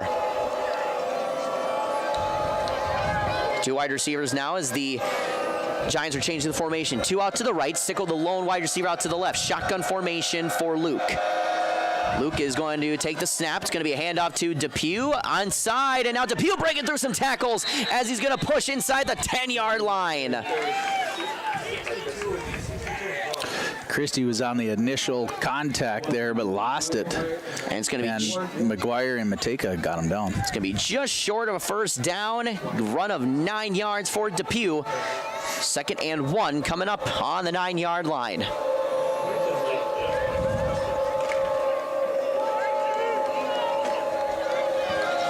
Second and 1. Ball on the 9. We're back to this trio formation here in the running backs as Luke is under center. Luke stumbled, and it's going to be a handoff to Depew up the middle, and he is going to be in for a touchdown. Murray with the carry, a 9-yard touchdown run, and the Giants strike first. And again, just a handoff up the middle as Murray starting to get some momentum downfield. He's got 29 yards rushing, including the 9-yard touchdown run to put the Giants up 6-0. Now they're going to go for 2 points here. Under center is Luke. Trio backfield for Mesabi East. Luke. It's going to be a handoff to Depew off the left side, and he is in for the 2-point conversion. Mesabi East striking first. They lead 8-0 with 3:42 to go in half number 1. We'll take a break. You're listening to Gobbler Football on YourLiveEvent.com and KKIN AM 930. Real. Get ready for a place that's big enough to grow and small enough to care. The University of Minnesota Crookston offers more than 35 majors, minors, and certificates. Earn a University of Minnesota degree, where you can make a difference in a close-knit community. Faculty become friends, and friends feel like family. You don't need a big city, just big dreams. The University of Minnesota Crookston. Real, hands-on, and will get you ready for anything. Welcome back to the action. 8-0, Mesabi East in front, led by the 9-yard touchdown run by Ethan Murray, the senior. He's up to 29 rushing yards on 6 carries. And now the Giants got the 2-point conversion with Depew. 3:42 to go in half number 1. 8-0, Giants in front. Back deep for the Gobblers, McNevin.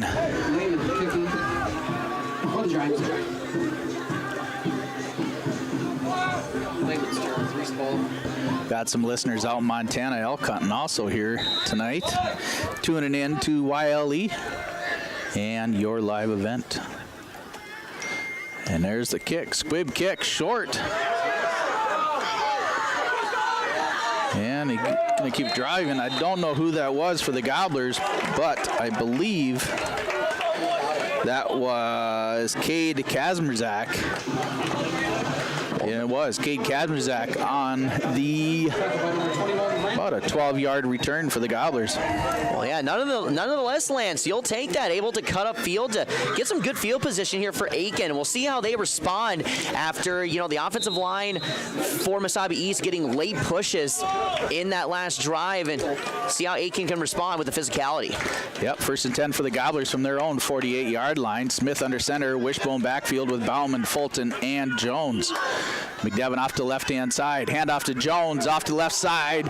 Trying to push off to the races here. Gets close to the first down, up to the 42-yard line. Walker Jones, he talked about it, Lancey, very good at reading his first block, and once he found that hole, it was a big individual effort by breaking off some tackles and ran a little angry. Might be upset, might be a little angry they're down 8-0 here. Oh, for sure. A little bit short. The Gobblers beat 2nd and 1 here with 3:12 to go here in the second quarter. Smith under center. McNevin off to the right-hand side.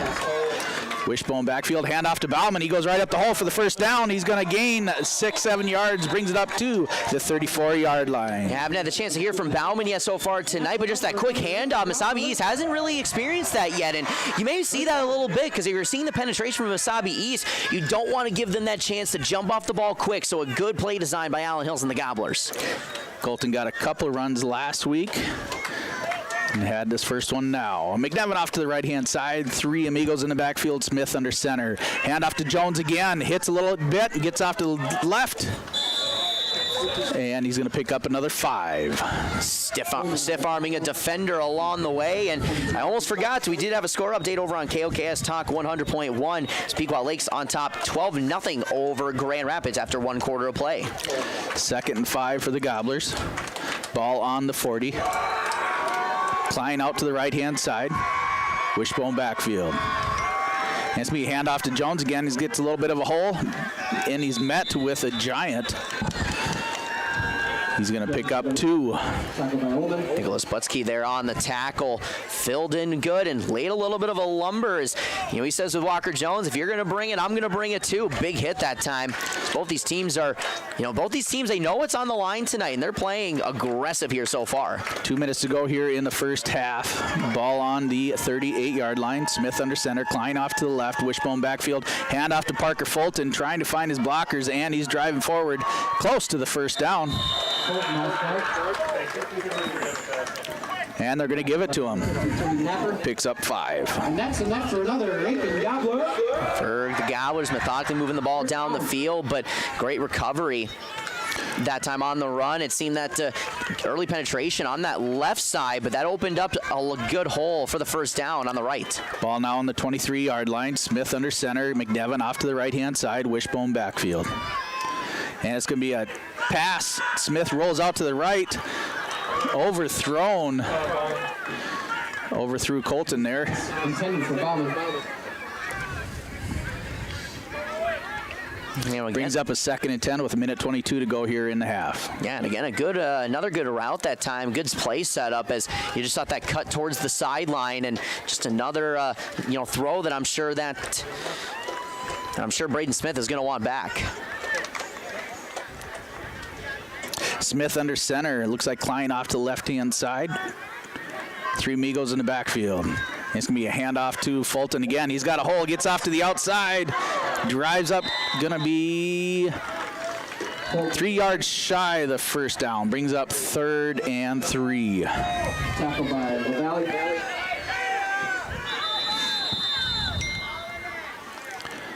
And they're going to go ahead and call a timeout. Gobblers will. 1:05 to go here in the half. 8-0 Mesabi East in front. Back in just a moment on KKIN AM 930, FM 103.1 The Gobbler, and yourliveevent.com. It's been more than just a family tradition since 1938. Purchasing a new Ford car, truck, or pre-owned vehicle from Aitkin Motors. Family owned and operated. Aitkin Motors offers you a stress-free car shopping experience. Need an oil change? New tires? Check out the low-price tire guarantee. Aitkin Motors has a full service department with factory-trained Ford technicians. For hours, appointments, and vehicle inventory, visit AitkinMotorsCO.com.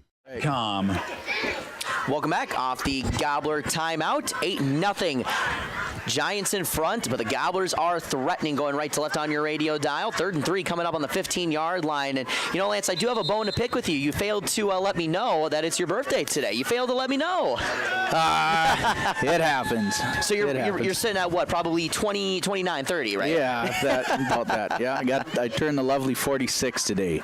Well, Lance, pleasure to be sharing this birthday with you. Cool, thank you. McNevin off to the right-hand side, wishbone backfield, hand off to Jones.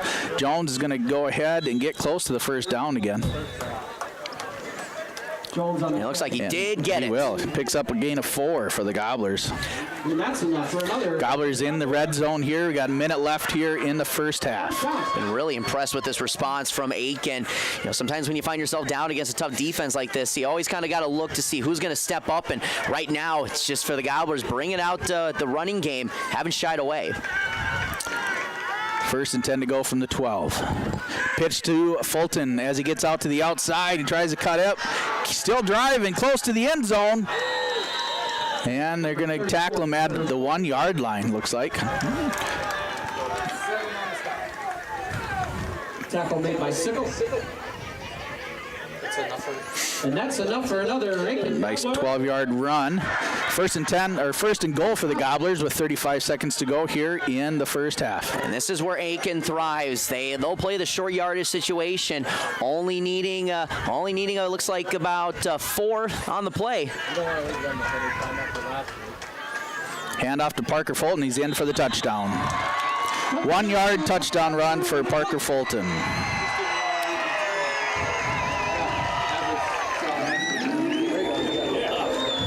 With 17 seconds to go here in the first half, 6-8. Giants in the lead. The Gobblers going for the 2-point conversion. They're bringing in super heavy Kanye Bachniak for the fullback. They call this the big heavy offense. Boy, I'm kind of hoping to see Kanye what he can do if he gets the carry.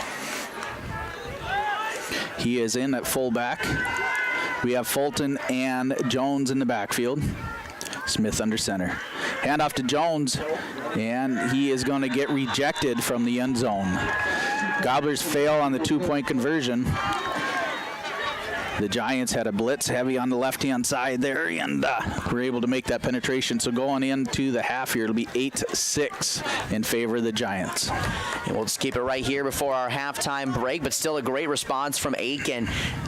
Coming out after giving up the touchdown drive, responding well, not able to get the 2-point conversion, but they will get the second half kickoff, so a lot to build off of after that first, with 17.1 to go, it would presume that Mesabi East will take a knee and have the chance to go into that trailing by 2.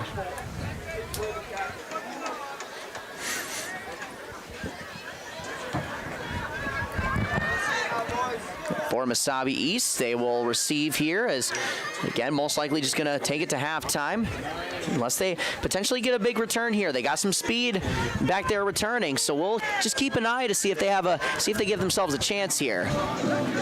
Yep, 17 seconds to go here in the first half. Jones kicking for the Gobblers. Murray and Steele back deep to return for Mesabi East. So we get the whistle for the kickoff. And here we go. It's going to be a line drive kick, bobbled, and just going to fall on it is Sickle. And it's going to be spotted at the 41-yard line of Mesabi East, and that is where the Giants will set up, but we'll see if they decide to run a play with 15.1 to go. Nice little squib kick by Jones.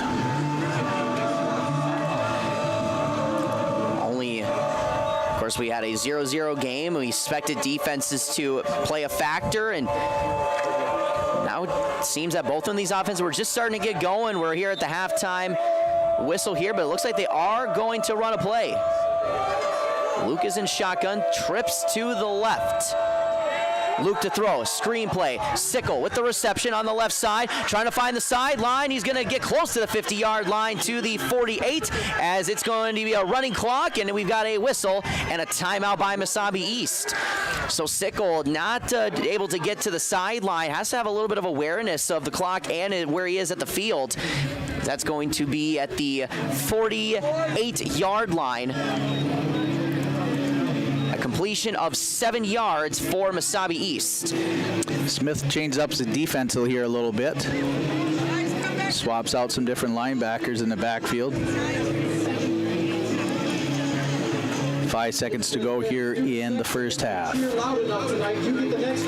For Luke, he's got his 5th completion, 5 of 6. He has 49 yards. Sicko with his 3rd reception for 19 yards. Murray with a reception of 22 yards. He's always a threat in the backfield with 7.8 to go officially. 2nd and 4, ball on the 48-yard line of Mesabi East. And it looks like they are going to run another play here. Luke is in shotgun, 1 wide receiver out to the right, and we've got a whistle and a timeout by Aitkin. Just trying to take a look to see what they're going to throw out there, and the Gobblers are looking to answer. Keep an eye on Steele, very good at one-on-one situations, and he was lined up there. 7.8 to go again here in half number 1. Mesabi East trying to make something happen here before the half. Again, Gobblers will receive the second half kickoff. 8-6 our score. Giants in front by 2. Gobblers scoring with 17 seconds left to go in half number 1. Looking for the defense to step up and make a play here right before the half. Gobblers taking their 2nd timeout. They have 1 remaining. And now Mesabi East will break the huddle and ready to go. With 7.8 to go in half number 1. Now changing up the look offensively is Mesabi East. 2 wide receivers in the formation.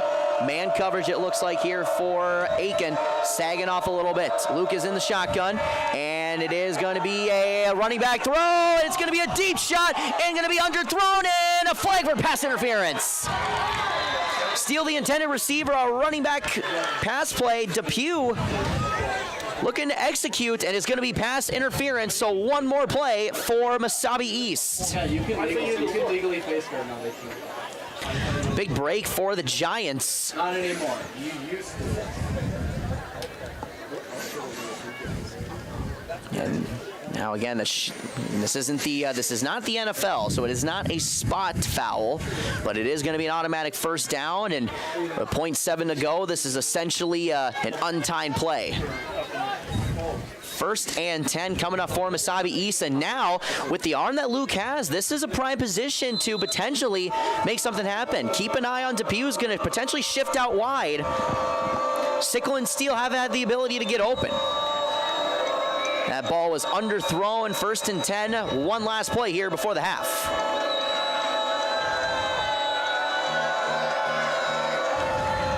And it's going to be 1 wide receiver, Steele, out to the right side. Man in motion, Murray shifting out to the slot. Luke looking to throw, clean pocket, slant route. It's going to be caught, and that's going to be well short, and that's going to be caught by Sickle. As that's going to be a first down, but it will not matter, as that is halftime here in Aitkin. 8-6, Mesabi East will head to the locker room with the 2-point lead, and we'll take a break. When we come back, we'll have your halftime breakdown. Get you ready for half number 2. Back in just a moment. You're listening to Gobbler Football on KKI and AM 930, FM 103.1 The Gobbler, and yourliveevent.com. At 7, watch the yourliveevent.com Coaches Show, presented by the Hillsborough Economic Development Corporation. Stay up to date with the latest goings-on in the region, as we'll hear from area coaches in North Dakota and Minnesota. Plus, we'll highlight area high school seniors and their achievements in the classroom and on the court with our Senior Spotlight. That's the yourliveevent.com Coaches Show, presented by the Hillsborough Economic Development Corporation, Wednesday nights at 7 on yourliveevent.com.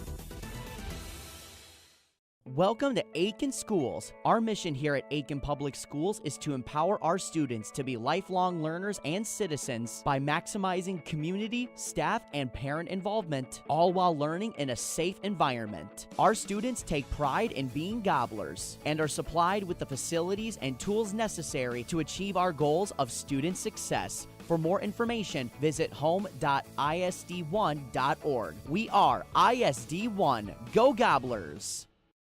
I've got a math question for you. When you add tolerance, subtract prejudice, and multiply efforts to treat one another with respect, what do you get?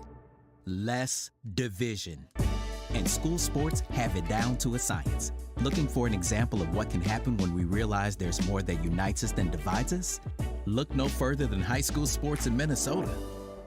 This message presented by the Minnesota State High School League and the Minnesota Interscholastic Activities Administrators Association. R&J Broadcasting Incorporated is hiring a full-time play-by-play sports announcer and broadcast sales representative. Duties include selling advertising time for radio, digital, video streaming, and regional cable TV. Play-by-play responsibilities include live play-by-play of local sporting events for radio, video streaming, and regional cable TV broadcasts. Wage plus talent and commission pay structure with full-time benefits package offered. For more information or to apply, email apply@rjbroadcasting.com. That's apply@rjbroadcasting.com. At Enbridge, we believe sustainability is the foundation of our success. How well we perform as a steward of our environment, a safe operator of essential energy infrastructure, a good neighbor, and a diverse employer defines our success. Learn more about Enbridge's environmental, social, and governance commitments and our Indigenous Reconciliation Plan at enbridge.com. If you are looking for a local team that brings over 25 years of experience, offering roofing systems in a variety of colors, materials, and textures, then call my dad at Mike's Miller's Roofing and Siding, 218-831-1907. Whether it's a tear-off or new construction, Mike's Miller's Roofing gets the job done right. Call 218-831-1907 for your free estimate and get your new roof installed before the holidays. That's Mike's Miller's Roofing and Siding.com or call 218-831-1907. Let's get real. Get ready for a place that's big enough to grow and small enough to care. The University of Minnesota Crookston offers more than 35 majors, minors, and certificates. Earn a University of Minnesota degree, where you can make a difference in a close-knit community. Faculty become friends and friends feel like family. You don't need a big city, just big dreams. The University of Minnesota Crookston. Real, hands-on, and will get you ready for anything.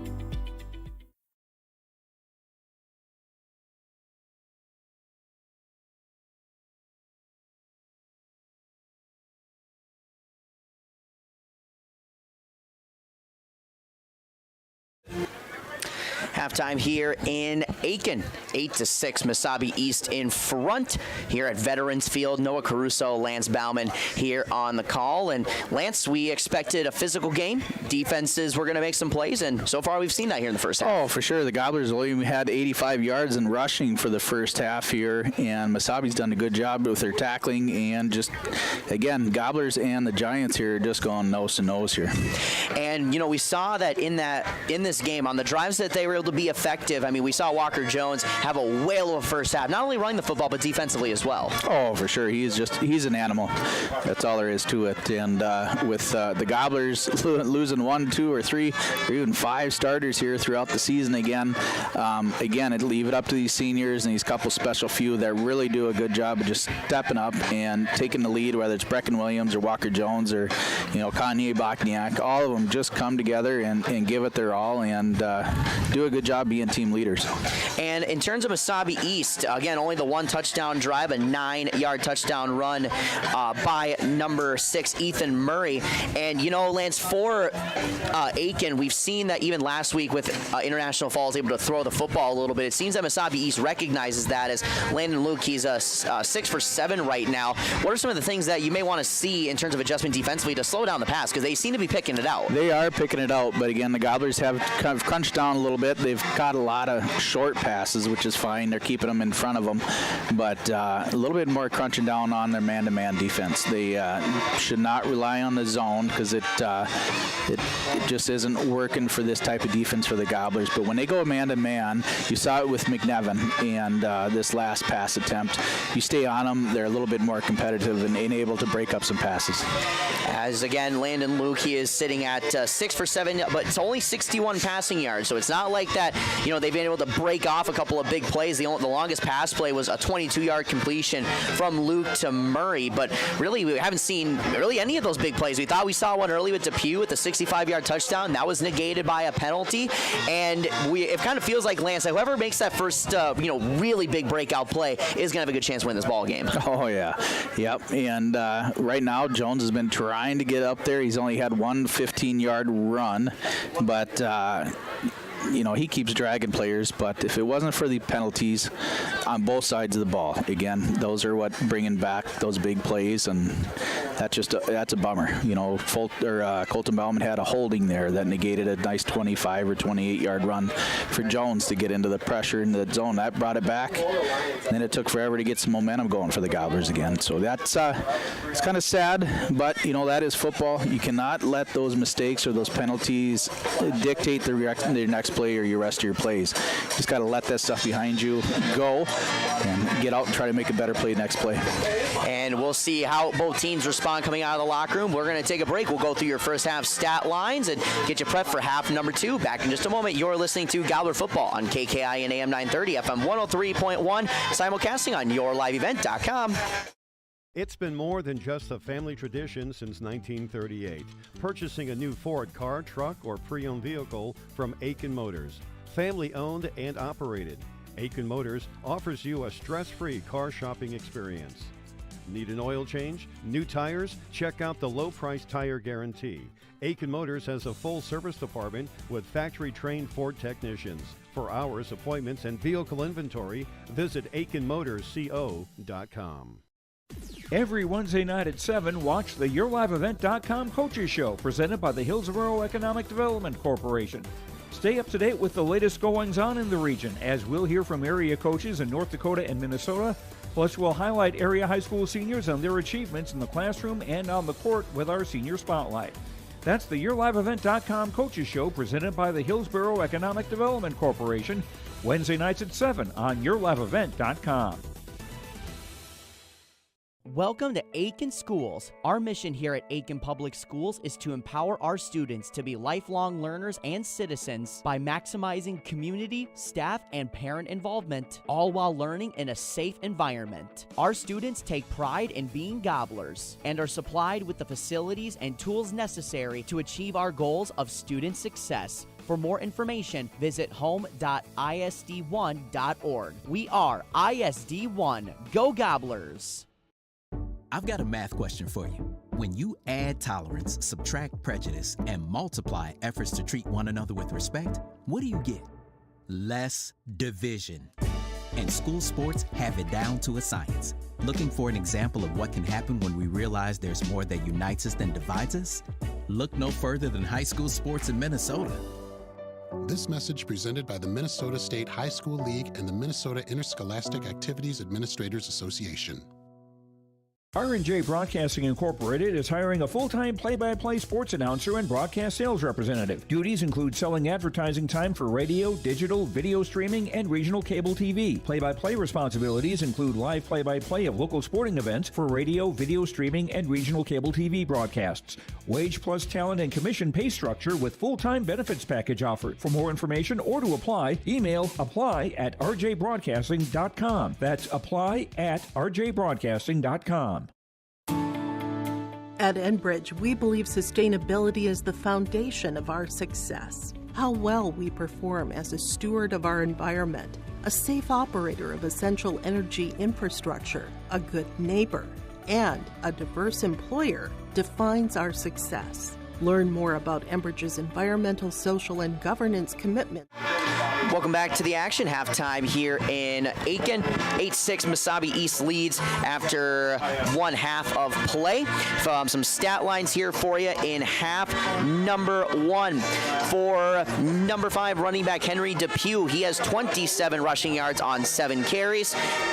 Number 6 Ethan Murray, he's got 29 rushing yards on 6 carries and a touchdown.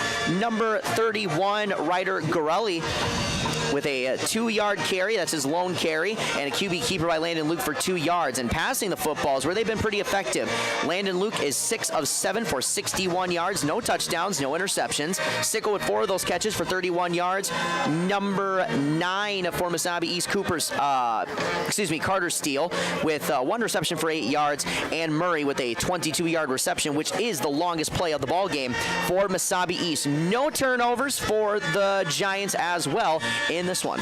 They had 1 turnover. Or 1 turnover, that's right. They had that fumble on the special Oh, that's right, teams. yes, on the special teams, yes. Yep. As for the Gobblers, Jones leading the rushing right now with 44 yards on 9 carries. Parker Fulton with 40 yards on 9 carries, and Colton Bauman 1 carry for 7 yards.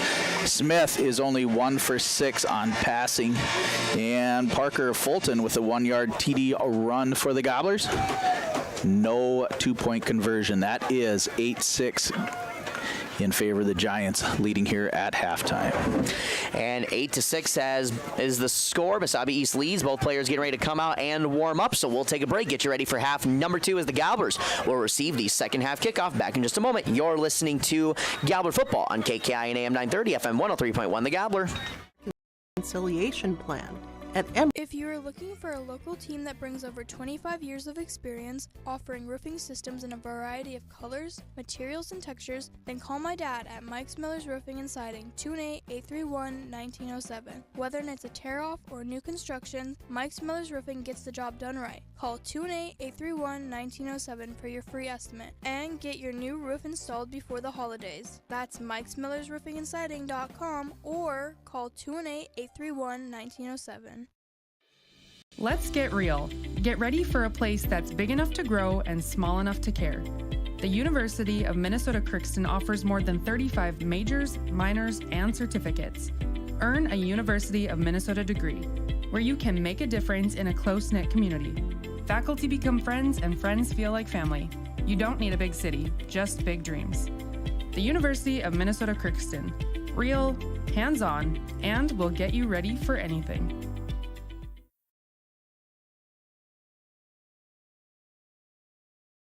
It's been more than just a family tradition since 1938.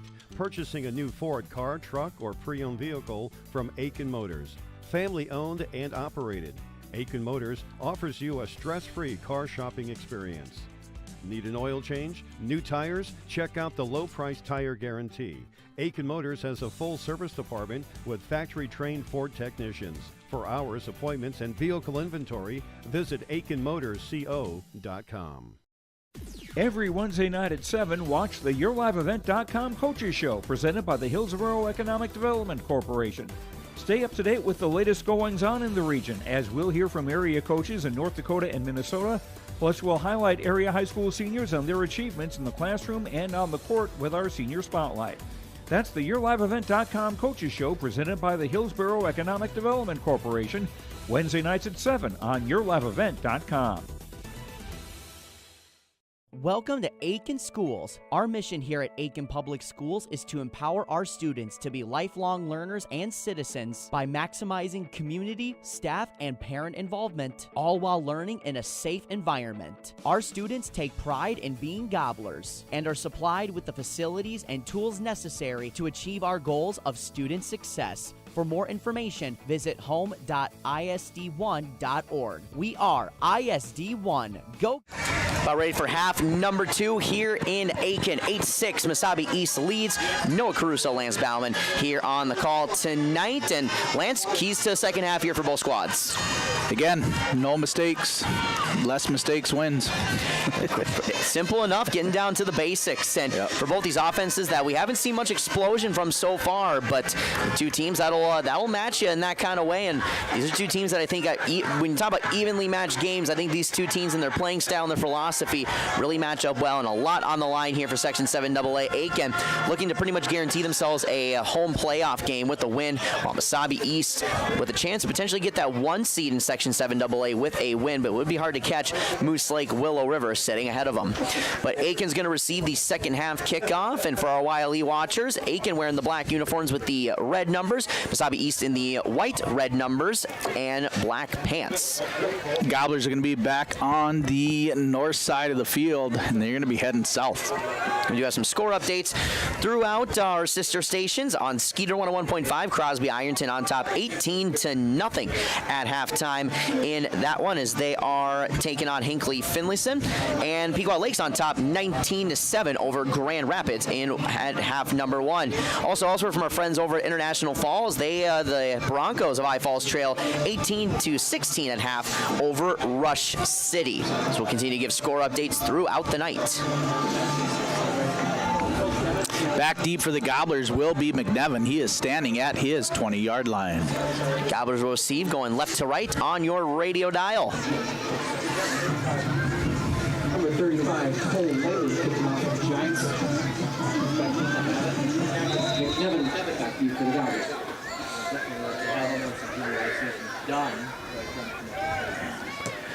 Here we go with the kick. Ball gets squibbling on the ground. McNevin's going to grab it at his 20, and he's trying to find the blocking and not going to get it. He only gets 2 to 3 yards. Tackle made by number 21, Landon Pino. Going to bring it up to the, looks like the Gobbler 23-yard line, to where that's where they'll start. Again, Gobblers trail 6-8 here at the beginning of the second half. Ball will be on the near hash. Again, moving left to right on your radio dial. Or your radio screen, depending on how fancy your car is. I can't say I have that fancy screen, but... Yeah, me neither. McNevin be under center, fast hike here. And they got Smith out to left. Gobbler's going to rush it. They're going to give it to Walker Jones up the left side, and he's still driving and dragging. They're going to go ahead and just call forward a progress after a gain of 5. Lindbergh stopping Jones, assisted by LaValle. I did not get a good look at that, but the ball just moves up to the 25-yard line, so it was a 3-yard gain for Jones. Beautiful night here tonight. Again, clear sky. Very blessed. As we remember one of our fallen officers, Steve Sandberg here. Thank you to everybody that did a nice halftime tribute to him. But Smith is under center. McNevin off to the right-hand side. Smith hands off to Jones, looking for that big hole again. Not going to get it. Only gets, brings up another 2-yard carry for Jones. Brings it up to the 28-yard line of the Gobblers. 10:52 to go here in the third quarter. 3rd and 4 for the Gobblers. Smith under center again. 3 Migos in the backfield. McNevin off to the right-hand side. Smith under center. Handoff to Fulton, looking for the hole. It's going to be close to a first down for Parker Fulton. On the run. Brings it up to the 34-yard line. It's going to be close. We'll see if we get a Stonemark land surveying chain gang measurement. And nope, they're just going to mark it a first down. Enough for another Aitkin Gobbler. First down.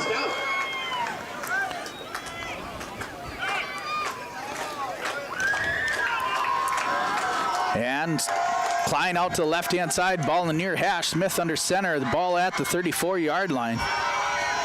And it's going to be a handoff to Jones again. Jones trying to find that hole, and he's getting through past the 40, up to the 41-yard line for the Gobblers. Brings up 8 yards for the Gobblers. We've seen Walker Jones multiple times. When he gets a full head of steam, he's tough to bring down, but you kind of wait for that big burst. It seems that he's been so close on all these occasions. Again, just breaking one tackle, and he could have been taking that down the sideline. So you just hold your breath every time he gets a carry, thinking, okay, this could be the one where he breaks through. He had a 90-yard run last week and a 70-yard run, and same thing. Just got to wait for that one missed tackle, and he will be gone. McNevin on the near side, ball in the far hash. Smith under center, wishbone backfield. It's going to be a handoff to Fulton this time, and he's got a hole. Gets the first down, brings it up to the 47-yard line. Gobblers doing a great job coming out of here the half, just establishing, running downhill. And, a lot of times we've seen this season, it seems in the second half that, these Gobblers feel that they are the better conditioned team on this field, especially up front. And this is usually the stage of the game, much like we saw against Crosby, Ironton, and Rush City, where they start to get on a really bit of a gut punch drive, as we'll say. Yep, they bring out the tenacity here. Ball right in the center of the field. Decline on the far side. Smith under center. And it's going to be handoff to Bauman this time. He gets up to the 50-yard line for 2. Looks like he may have gotten tripped up by one of his linemen, seeing that he was tripped up right away as he got the carry. Let's go! 8:50 to go here in the third quarter. Gobblers close to the 50-yard line. It is 2nd and 8. McDevitt on the far side. Smith under center.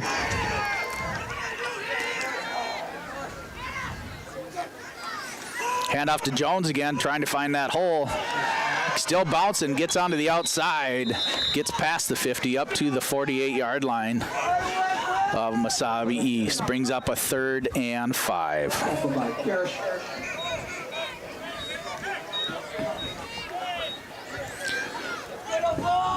Wagner coming in with the play.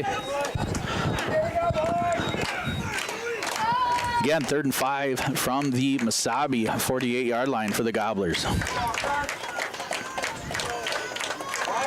Yeah, Wagner goes out to the right side. Ball in the far hash. Smith under center, wishbone backfield. And they're going to go ahead and hand off to Fulton. Fulton driving up to the, gets up to the 44-yard line. It's going to be just a yard short of the first down. McNevin comes in with the play. Just like Hill said, the Gobblers just really got to work and stay on their blocks and just keep following through. Don't give up. And you can see a little bit of it happening now. McNevin off to the far side here, or the near side, I'm sorry. Ball in the far hash. Wishbone backfield. Hand off to Jones. He gets a first down, trying to break free. Gets up to the 40-yard line, 36-yard line. And that's enough for another 18 Gobblers. See where they place it. And I take that back. They're going to be back at the 39-yard line. Giants bit of a up to the 39-yard line. Yeah, Giants bit of a late jump there on the defensive line. That makes it easy pickings all day for the offensive line. And when you give it to Walker Jones in those short yard situations, he's able to get that burst and able to get first down and more. Ball in the center of the field, 39-yard line of Mesabi East. Handoff. I take that back. Pass over to McNevin. Smith tucks it and runs, gets around to the outside. He's going to pick up a couple.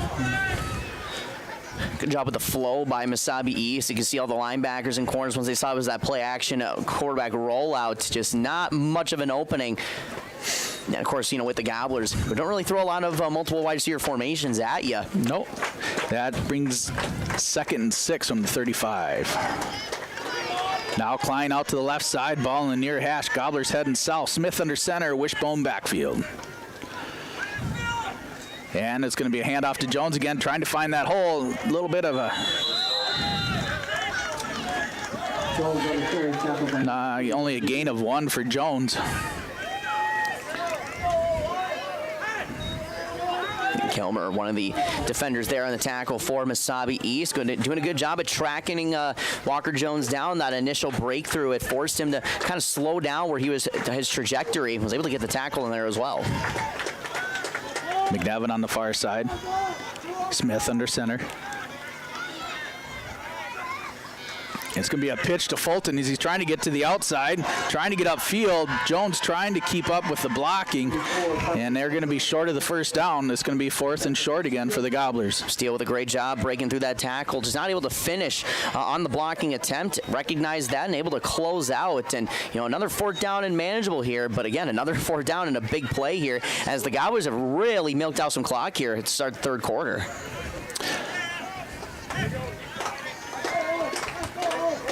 Now that I'm 46 years old, trying to figure out the math, so 12 minus 6 is 7. They've had the ball for about 7 minutes so far, as we got about 5 minutes left to go here in the third. Ball in the near hash, Klein off to the right-hand side. Hand off to Jones again. Gobbles right up to the center of the field. And they're going to look at the spot. They're going to give him the first down. Pushes the ball up to the 28.5-yard line. 1st and 10 at the 28 for the Gobblers in Mesabi territory. Gobblers just grinding it out here, trailing 6-8.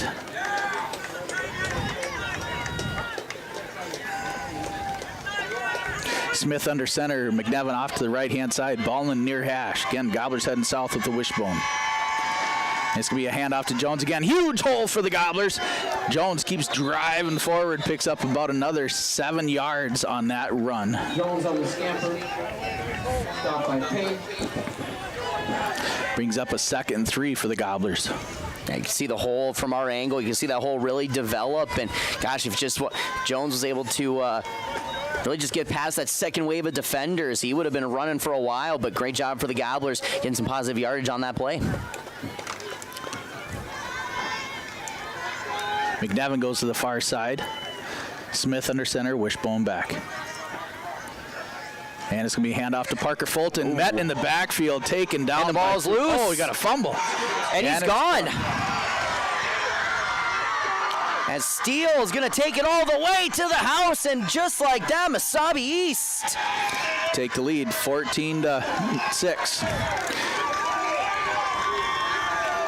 And you could see a blitzing linebacker. I was recognizing it too. It was a late blitz by Mesabi East. Couldn't quite catch the number of who it was, but able to bust that play up, and Steele taking it all the way. Yeah, I got caught on that one too. I just saw the ball come out and it was gone. A little bummer for the Gobblers. Now trail 14-6. In the third quarter, 3:47 to go. Huge turnover for the Gobblers. And now, you talk about turning defense into offense. Well, here comes Mesabi East with a 2-point conversion. Their offense this is the first time their offense has really had a chance to see the field. In the second half. In the second half, I should say, yes. With 3:47 to go in half quarter number 3, excuse me. Boy, for the Gobblers, you just hope they don't come out demoralized. You get a nice drive going, milk some clock, and still find yourself trailing here. So Luke is going to be under center. 3 running backs behind him in the formation. He's going to look to throw. Fade to the back of the end zone. Incomplete. So the 2-point conversion fails, but Mesabi East leads 14-6.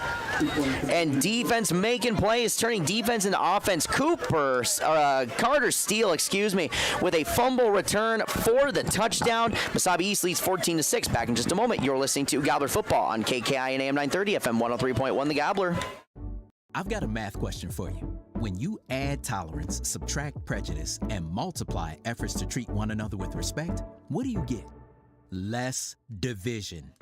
And school sports have it down to a science. Looking for an example of what can happen when we realize there's more that unites us than divides us?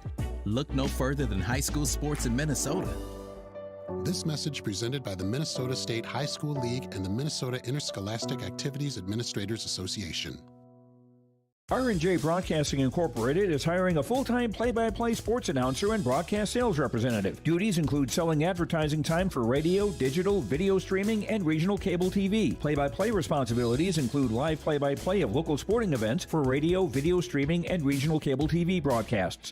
Wage plus talent and commission pay structure with full-time benefits package offered. For more information or to apply, email apply@rjbroadcasting.com. That's apply@ Wilgenquist Sewer and Excavating. Welcome back to the action. Steele with a fumble return for a touchdown. Giants lead 14-6, and they'll kick off. Back deep for the Gobblers, McDevitt. Fulton up short. And it's going to be Dane Larson with the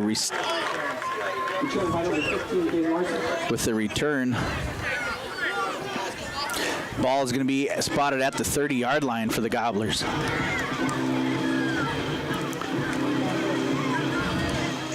.342 to go here in the third quarter. Again, Gobblers trail 6-14.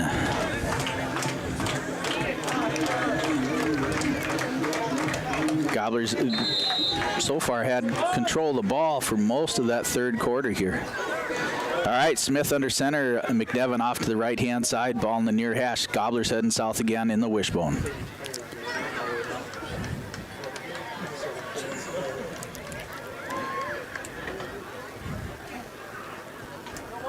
Looking for the spot with the chain gain.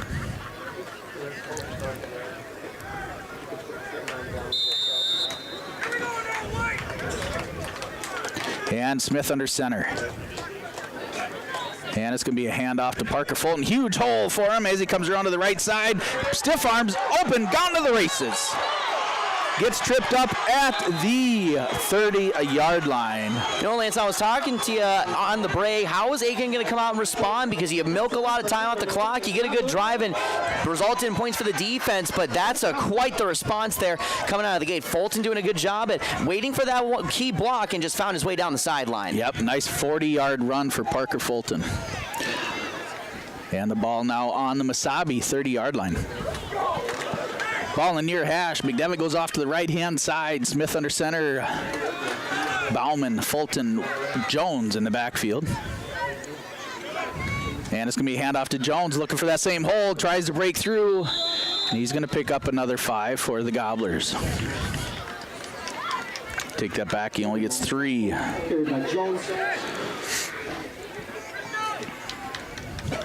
I wish they would just go off of what I say instead of what they want to spot the ball. I tell you what. 3 and running here in the third quarter. Gobblers trail 6-14. Ball is on the 26-yard line, 27-yard line. Klein off to the left side. Ball near hash. Smith under center, wishbone backfield. Gobblers heading south. Hand off to Bauman, and he's going to be taken down at the line of scrimmage. Bauman on the dive play, tackled by Buick. That kid just got to stay low, stay low. He stood right up, and I'll have to have a discussion with that young man. Tell you what. 2:30 and running here for the Gobblers. 3rd and 5 to go. Ball on the 36-yard line. I'm sorry, the 26-yard line. Gobblers trying to get the momentum back here. This is where they're at when they fumbled the ball that last series. And they're just going to go with McDevitt off to the right-hand side again. Wishbone, Smith under center. Jones off the left-hand side, driving up close to the first down again. It's going to bring up 4th and short for the Gobblers. Murray on the stop zone. 4th and 2 for the Gobblers. 2 minutes to go here in the third quarter.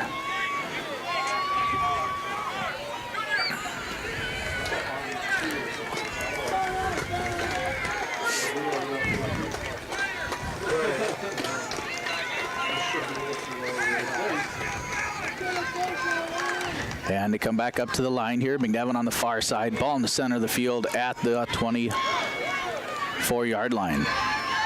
Wishbone backfield. Pitch to Jones out the outside, and he's trying to get around that corner and gets up close to the first down. He's going to get leveled, and they're going to be held on that. Tackle by Ullman. First down for Mesabi as they stood him up there at the 21-yard line.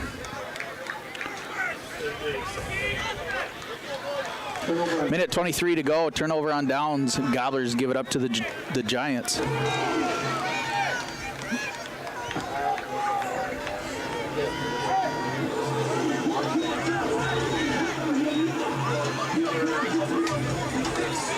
Gobblers got to get tight here with D. Try to take the momentum back. First time the Giants had the ball here in the third quarter on offense, except for that two-point conversion. Now it's going to be a pitch out here. This is going to be Murray, who's had a good first half. Stiff arm, continuing to truck his way through as he's going to keep going. Excuse me, that's Depew on the carry on the pitch out as he's going to be tackled just past the 30-yard line. Got 11 yards on the run, and now we've got an injured Gobbler again. Looks like it is Jake McGuire laid up here. And we will take a break. 14-6, Mesabi East leads. Back in just a moment on the Gobbler, KKIN AM 930 and yourliveevent.com. At Enbridge, we believe sustainability is the foundation of our success. How well we perform as a steward of our environment, a safe operator of essential energy infrastructure, a good neighbor, and a diverse employer defines our success. Learn more about Enbridge's environmental, social, and governance commitments and our Indigenous Reconciliation Plan at enbridge.com. Gobbler athletes, good luck this season. It's all good. After the injury timeout, Dwyer going to step off the field. Mesabi East on offense. 1:04 and counting to go in quarter number 3. Giants on top 14-6. As Luke is going to be under center, 3 running backs in the formation. And it's going to be a handoff. This is Depew again, trying to bounce off tackle, cutting inside, getting good yardage as he's going to be tackled past the 40. Going to get stopped at the 43-yard line. And the Giants keep things moving. A fumble return for a touchdown by Steele. Gives them a 14-6 lead. Got stopped defensively. Run of 9 yards for Depew on that run. So first and 10, or excuse me, they're going to mark it a first down. So got it 10 yards. They marked it originally short, but ref will late signal for first down. So first down and 10, ball on the 43-yard line. As shotgun is Luke.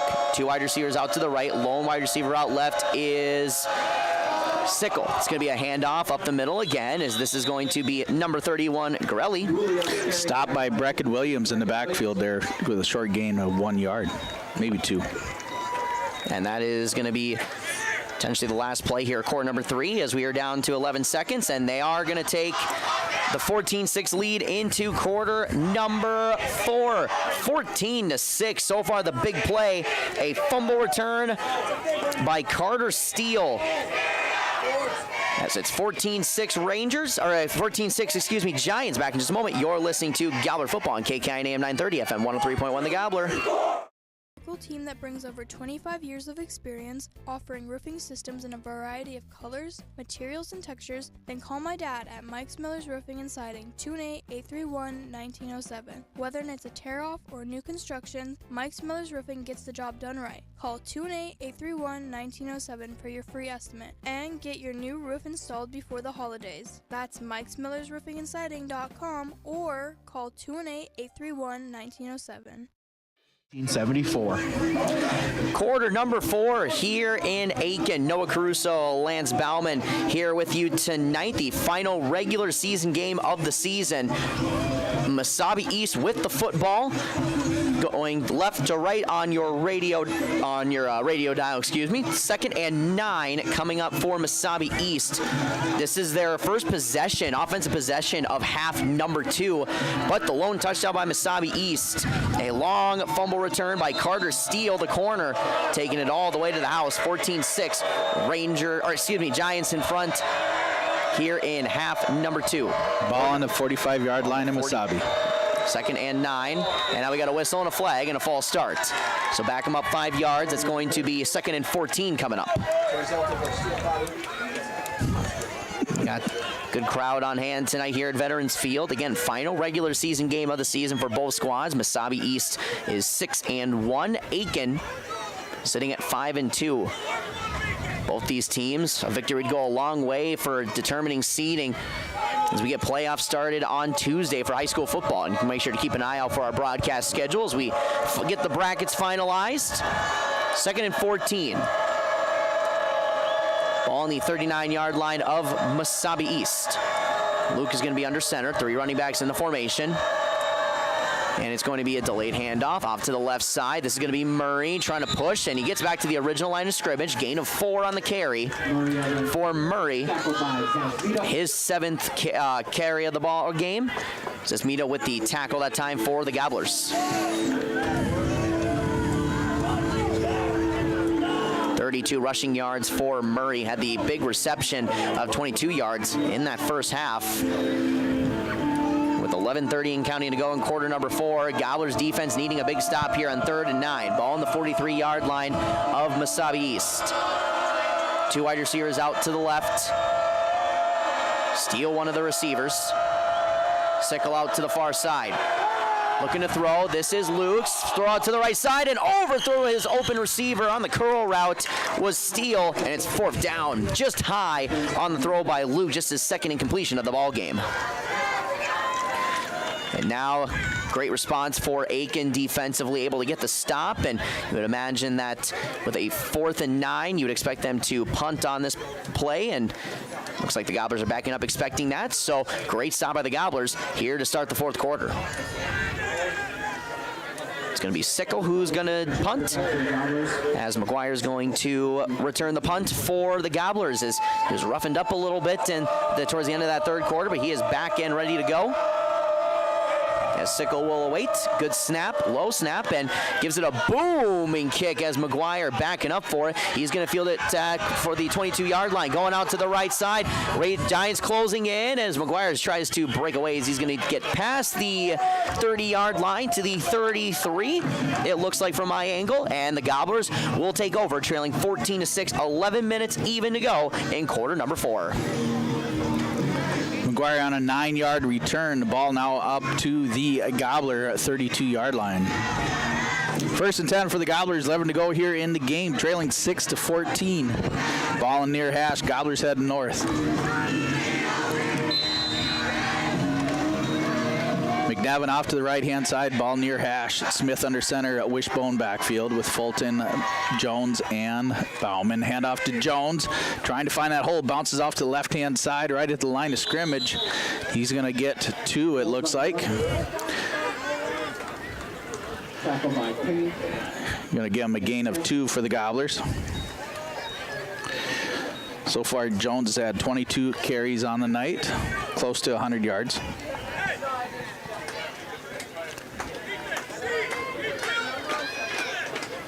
Second and 8 from the 35.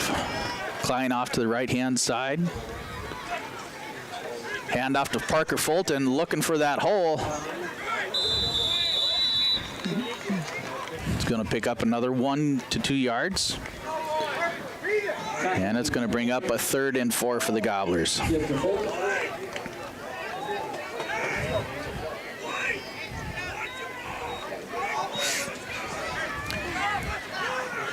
Ball now on the 37-yard line for the Gobblers. Clock runs here at 9:50 to go here in the game. 6-14 in favor of the Giants. McNevin off on the left-hand side, ball closer to the near hash. Giants showing blitz. It's going to be passed and intercepted. Oh boy, big man pick 6 on that one. Another touchdown for the Giants. That is Hayden Sampson, 37-yard pick 6. And the Giants, their 2nd defensive touchdown of the ball game. And we now looks like we got another Gobbler down on the field. Can't quite see who it is, but we are going to take a timeout. A 37-yard pick 6 by Sampson. As the Giants up 20-6. Back in just a moment on the Gobbler and YourLiveEvent.com. Bay Lake Marine is your family boating headquarters. Ready? For a place that's big enough to grow and small enough to care. The University of Minnesota Crookston offers more than 35 majors, minors, and certificates. Earn a University of Minnesota degree, where you can make a difference in a close-knit community. Faculty become friends and friends feel like family. You don't need a big city, just big dreams. The University of Minnesota Crookston. Real, hands-on, and will get you ready for anything.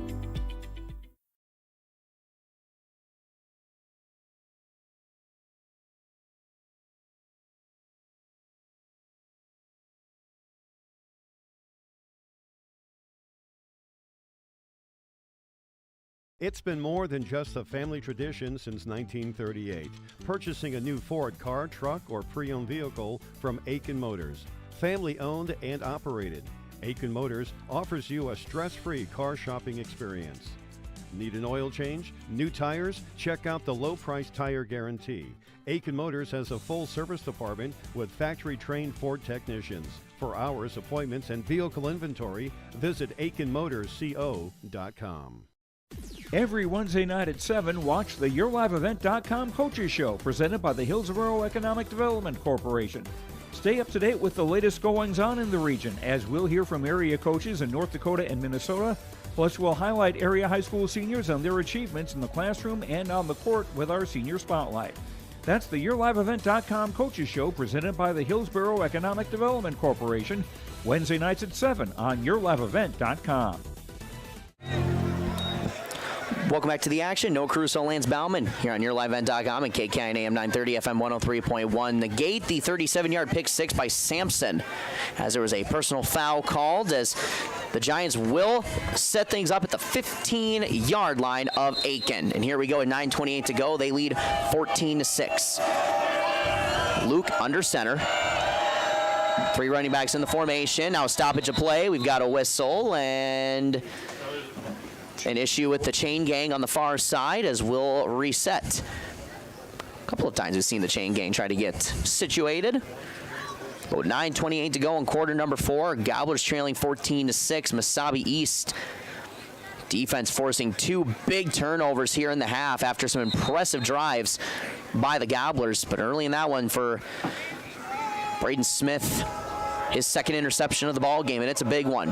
But Gobblers looking for a big stop here. First and 10 in the red zone, 15-yard line of Aitkin. Giants lining up. Luke is going to be under center. Three running backs in this formation, and it's going to be a fake handoff into the outside, off tackle. This is going to be Murray, as he's going to push for close to the 10-yard line. It looks like he got to the 10-yard line, as that's going to be a gain of 5 on the carry for Murray.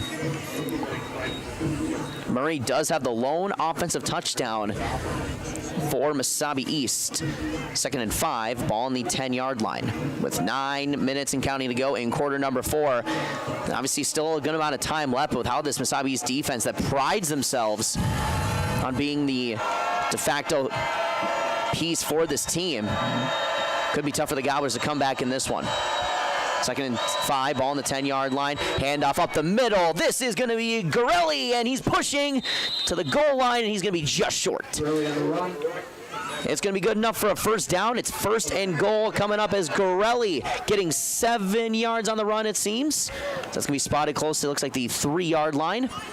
As Gorelli, big-bodied Gorelli pushing through. That's his 3rd carry. He's got 10 yards. It's going to be 1st and goal on the 3-yard line for Mesabi East. It's going to be under center. This is going to be Luke. 3 running backs in this formation, including Depew and Murray. Luke takes the snap, handoff to Depew, cuts back into the middle, and he is in for the touchdown. Or Ethan Murray, excuse me. With the touchdown, 3-yard run, his 2nd of the ball game, and it's 20-6 Mesabi East.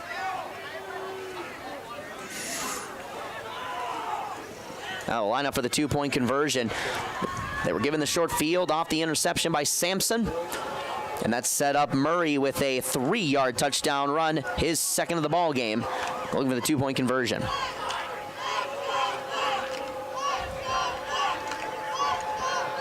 Luke is going to line up under center. Jumbo formation. And it's going to be a handoff off tackle and wide open, as it's going to be a walk-in 2-point conversion for Depew as he bounced out to the left side and had a wide open hole to 22-6. Mesabi East leads in this one with 8:14 to go in quarter number 4. Back in just a moment. You're listening to Gobbler Football on KKIN AM 930 FM 103.1 The Gobbler. Welcome to Aitkin Schools. Our mission here at Aitkin Public Schools is to empower our students to be lifelong learners and citizens by maximizing community, staff, and parent involvement, all while learning in a safe environment. Our students take pride in being Gobblers and are supplied with the facilities and tools necessary to achieve our goals of student success. For more information, visit home.isd1.org. We are ISD1. Go Gobblers!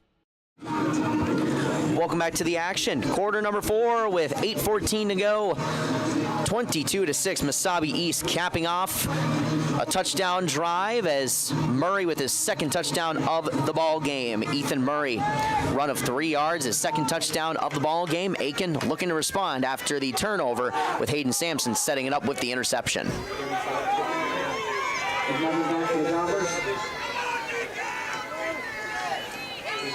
Back deep for the Gobblers, Levin McNevin.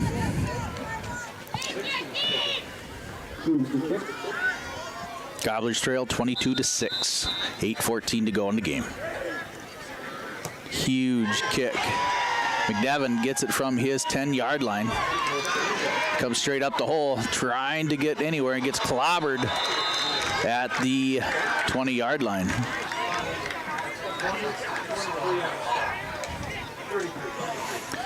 There's another, looks like a possible another flag on the play.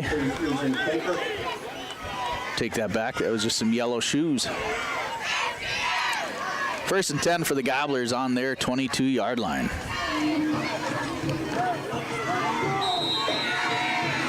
Gobblers lose Walker Jones.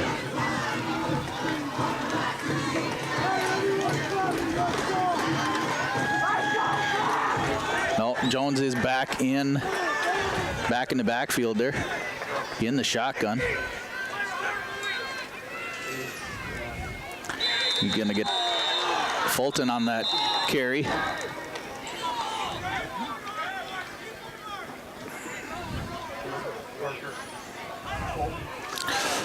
Fulton for a loss of 4. Quick score update over in Crosby after 3 quarters of play on Skeeter 101.5. Crosby Ironton all over Hinckley Finlayson 26-0. We have a timeout on the field. We'll take one with them. 22-6. Mesabi East leads. Back in just a moment.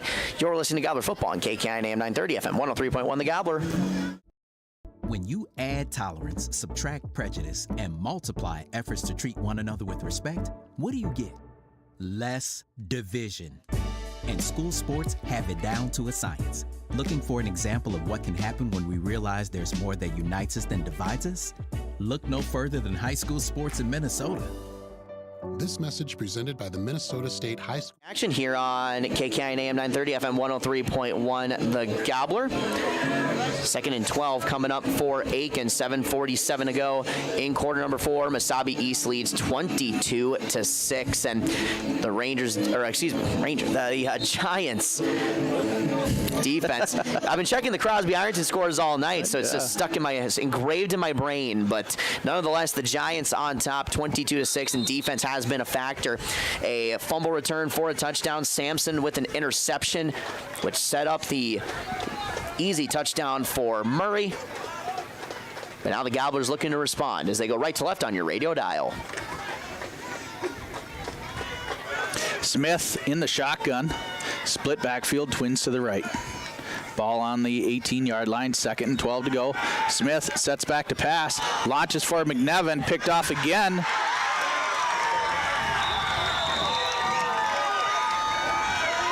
That's going to be That's all there is to it. Sickle with his 2nd interception of the ball game. And boy, what a ball hawking safety that time. Did a great job that time. It looks like they were playing, looks like cover 3 it seemed. And, Sickle doing a great job at just kind of disguising the coverage.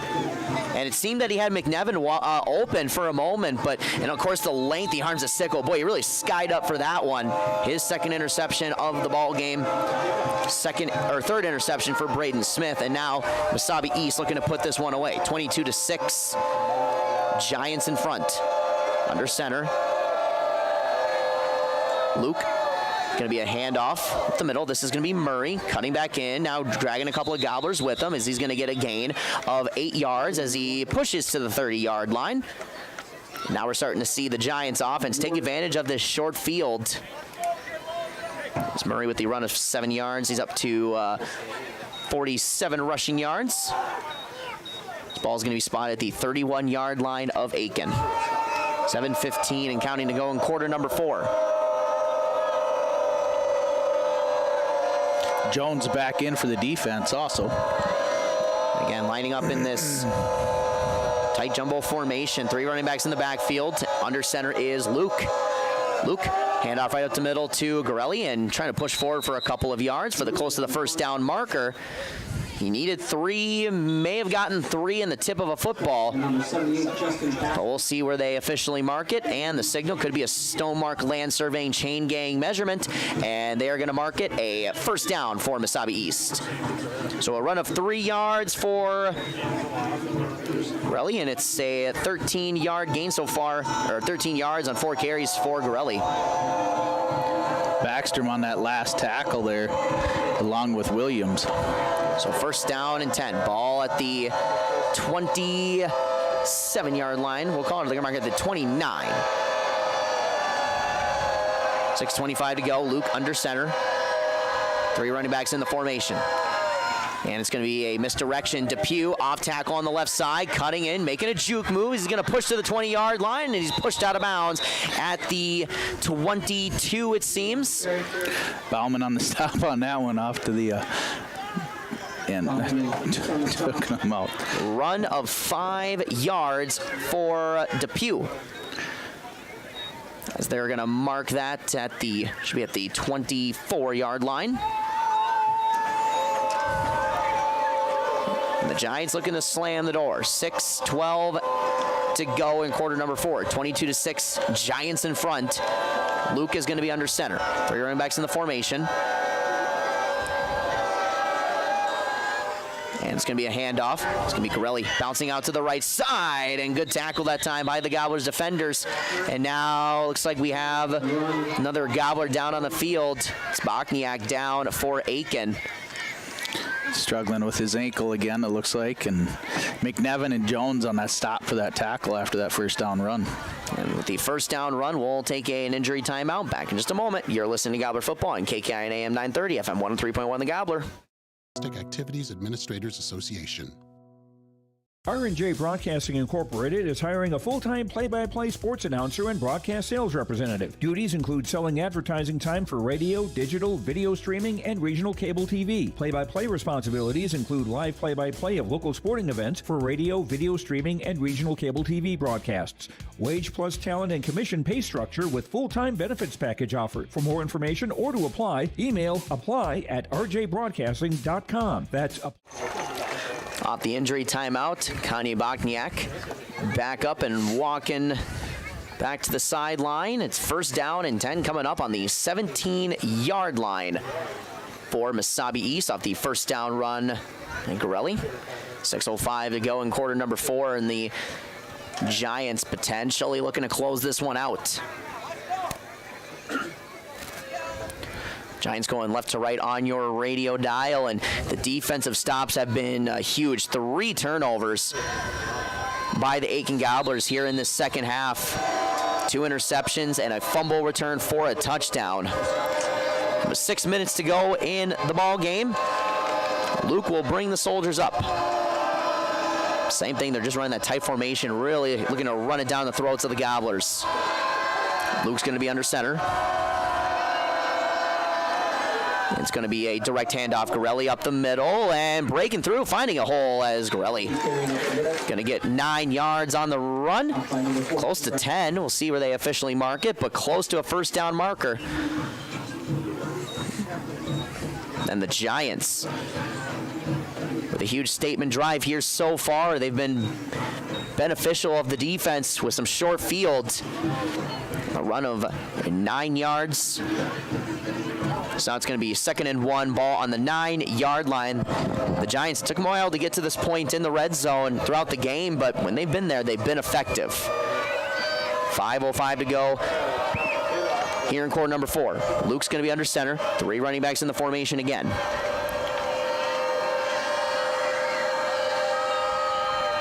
Luke takes the snap. Looking, can be a handoff right up the middle again. Gorelli pushing close to the goal line, and he is in for the touchdown. 9-yard touchdown run for Gorelli, his first touchdown of the ball game, and the Giants on top 28-6. Giants really capitalized on those 2 turnovers that they got and took that 14 points and just exploded into another lead. Now, obviously 28-6.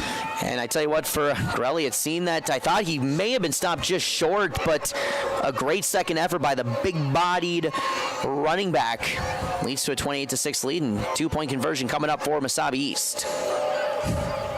Luke's under center. And it's going to be a misdirection. Going to give it to Depew on the left side, and he is in for the 2-point conversion. And Mesabi East pulling away here, led by the defense, 30-6. Our score with 4:48 left to go in quarter number 4. We'll take a break. Back in just a moment. You're listening to Gobbler Football on KKI and AM 930 FM 103.1 The Gobbler. .com.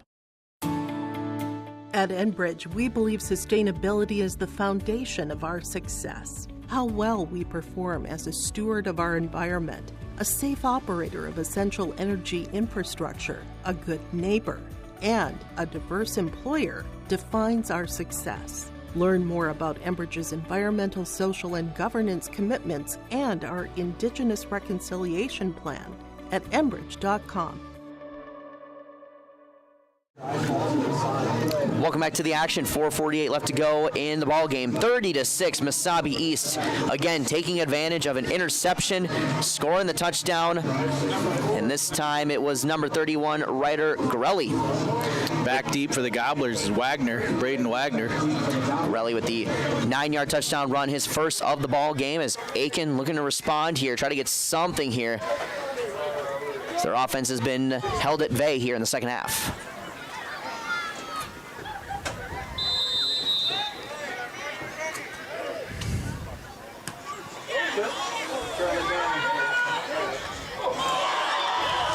Oh, and this could be dangerous. Mascaro for the football, and the Giants may have fell on it on the kickoff.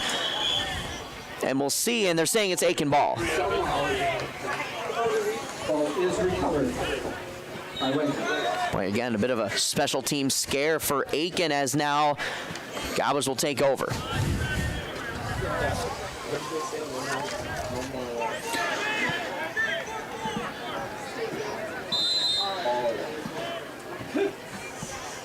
See what the Gobblers throw out here for offense here. It looks like they're going to rotate in some backs.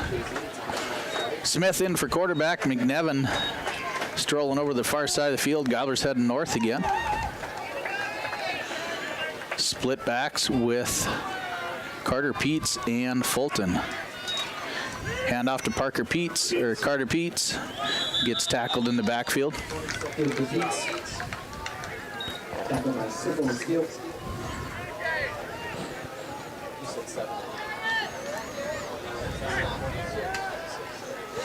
Loss of 4 for the Gobblers. Got to applaud this Mesabi East defensive effort here in the second half, and just getting more bodies forward, forcing turnovers, leading to a 30-6 advantage. Smith under center, wishbone backfield. Pete's out to the right-hand side, handoff to Parker Fulton. Gets close to the original line of scrimmage. Brings up a 3rd and 10.6 yards to go. Make it 3rd and 10. 3:46 to go here in the game. Gobblers trailing 30-6. In this final night of football here in the regular season. Smith under center again. McDevitt off to the right-hand side. Ball in the 20. Wishbone backfield. We pitch over to Braden Wagner. Wagner launches it, and there's another pick. Intended for McNevin as it gets intercepted at their 40-yard line. So it is 1st and 10 again for the Giants. Lincoln LaValle this time on the interception. I thought that Sickle was going to have a chance for his 3rd interception of the ball game, but just going through his hands, but right into LaValle's outstretched arms and another interception. I take that back. That was a pitch to Bonnie Sanford. Sanford launched that ball. Nice pass and intended where it was supposed to go. It just hit the wrong set of hands. Now again, Giants setting up, and you expect them to probably milk some clock here as they lead 30-6. Some late substitution coming in for the Gobblers. 1st down and 10, ball on the 38-yard line of Aitkin. Starters still out there for Mesabi East as Luke is going to be under center. Team's new running backs in this formation. It's going to be a handoff up the middle. Not much going on there. Hopperstead in the backfield with a nice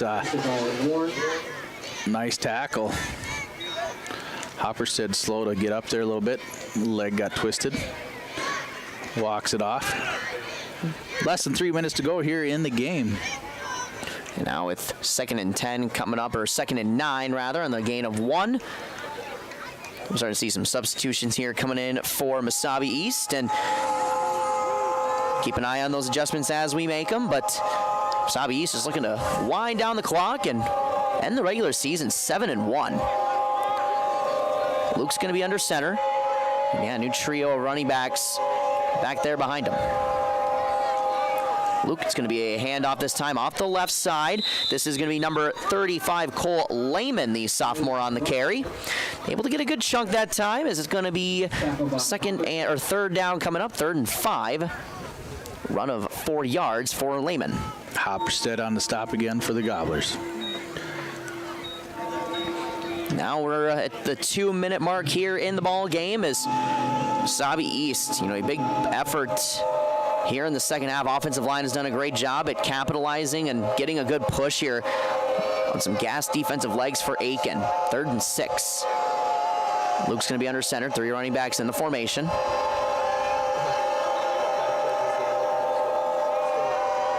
Luke taking his time with it. And he's going to take the snap. Off tackle on the left side. This is Lehman again, pushing for a 1st down, and he is going to get it. Needed 6, got 7, or needed 4 and got 5. 1st down for Mesabi East, and Quentin Christie on the tackle for the Gobblers.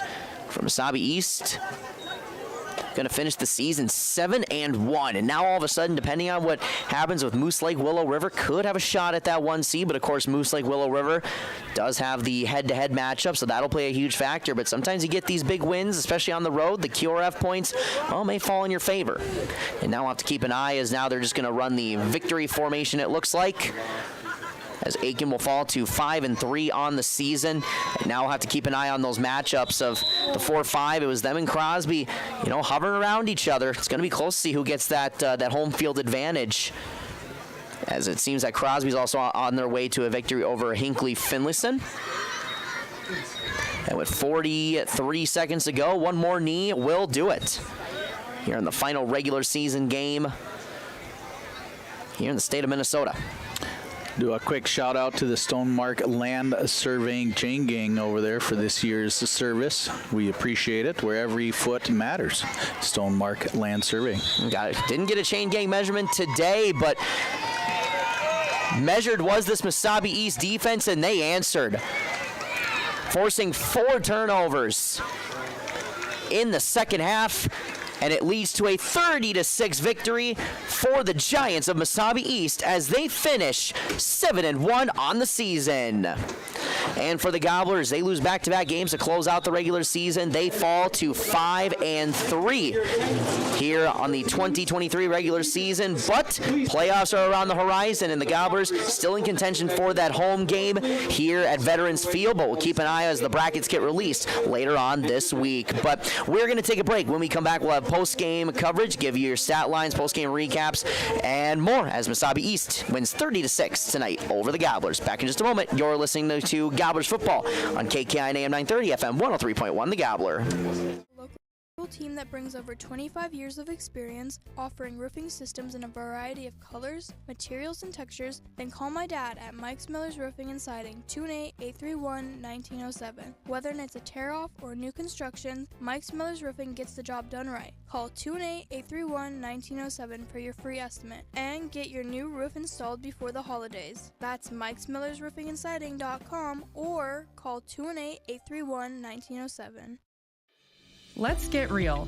Get ready for a place that's big enough to grow and small enough to care. The University of Minnesota Crookston offers more than 35 majors, minors, and certificates. Earn a University of Minnesota degree, where you can make a difference in a close-knit community.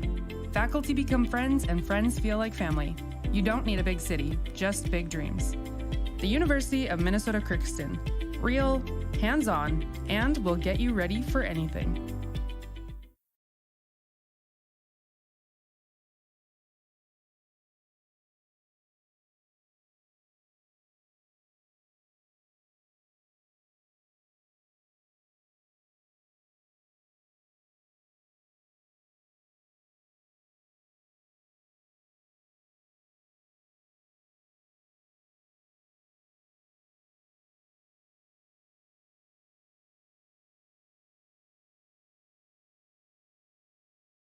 It's been more than just a family tradition since 1938. Purchasing a new Ford car, truck, or pre-owned vehicle from Aitkin Motors. Family owned and operated. Aitkin Motors offers you a stress-free car shopping experience. Need an oil change? New tires? Check out the low-price tire guarantee. Aitkin Motors has a full service department with factory-trained Ford technicians. For hours, appointments, and vehicle inventory, visit AitkinMotorsCO.com. Every Wednesday night at 7, watch the YourLiveEvent.com Coaches Show presented by the Hillsborough Economic Development Corporation.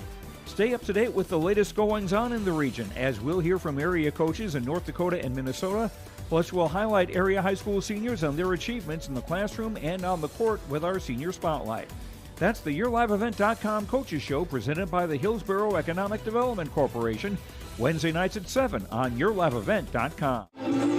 Post-game coverage here on KKI and AM 930, FM 103.1. The Gobbler, Noah Caruso, Lance Bauman here on the call as Mesabi East gets a 30-6 victory tonight over the Aitkin Gobblers and here on senior night. And, you know, Lance, we talked about this was going to be a defensive effort, and Mesabi East that we knew brought in good defensive play, just made plays in that second half. They did. They made the turnovers and they capitalized on it. That's all there is to it. And, you know, the mistakes will kill you. And that's what happened to the Aitkin Gobblers. And with Aitkin, of course, really, I think, you know, we saw early, we're able to get a couple of good drives, especially on that opening drive. It seemed that they were going to milk out some clock, and you know, then that turnover, you know, the fumble return for the touchdown kind of killed the momentum. But you know, in the second half, what were some of the key things that you noticed that led to, you know, kind of the late struggles here for Aitkin offensively? Well, we had a couple big blocks there, and Parker Fulton getting that 40-yard run and getting that momentum going, and got all the way down there, and again that gave up that fumble recovery and lost that momentum, just like you said. But you know what? Mistakes happen. You got to just get back and get in the game and get after it. The Gobblers marched back down again and unfortunately lost an interception, and then the turnovers killed the Gobblers. That's all there is to it. And Mesabi East was able to take advantage. This is a Mesabi East Giants defense that has only been allowing 10 points per game and got the shutout last week and only allowing the touchdown in the first half. And you know, for our Giants fans that may be listening, of course, it's the defensive effort that they've gotten all season, setting up short field for their offense. 2 touchdown runs by Murray tonight. And, you know, you look at Sickle as well. He had 2 interceptions in this ball game, part of 4 interceptions, that were thrown by Braden Smith. And, you know, you talk about wanting to establish the throwing game a little bit too. And, you know, when they're able to get pressure like that, it can be pretty tough. Well, you know, you got to give Smith a little bit of credit. He's been out for 2 games too and is coming back trying to get his momentum going. McGuire did a good job stepping it up. But again, he gets injured, so we're kind of forced to throw Braden back in after he got cleared by the doctor. factors, and you know what, he got in there, tried to get his momentum back and going, and we always try it for sure, but yeah, I think he forced a little bit of the passing going on, but that's all you can do, and you just hope McNevin or one of the other receivers comes up with it, and unfortunately the Giants did a good job. And Mesabi East now improves to 7-1. They finish off the regular season with a one-loss season as the Aitkin Gobblers fall back-to-back games here in the regular season as they fall to 5-3. But we now await the seeding for the playoff brackets in Section 7AA and throughout the state of Minnesota. So we'll be keeping an eye on that and for our broadcast schedule as well moving forward. But we're going to take a break. When we come back, we'll give through our final stat lines. We'll try to get some word from either award winners or head coach Alan Hills back in just a moment. You're listening to Gobbler Football on KKI AM 930, FM 103.1, simulcasting on yourliveevent.com.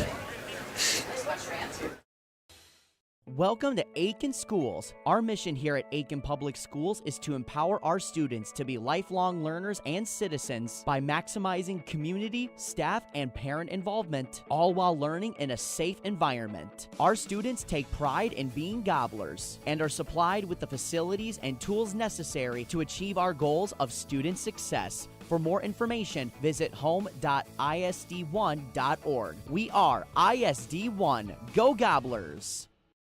I've got a math question for you. When you add tolerance, subtract prejudice, and multiply efforts to treat one another with respect, what do you get? Less division. And school sports have it down to a science. Looking for an example of what can happen when we realize there's more that unites us than divides us? Look no further than high school sports in Minnesota. This message presented by the Minnesota State High School League and the Minnesota Interscholastic Activities Administrators Association. Season.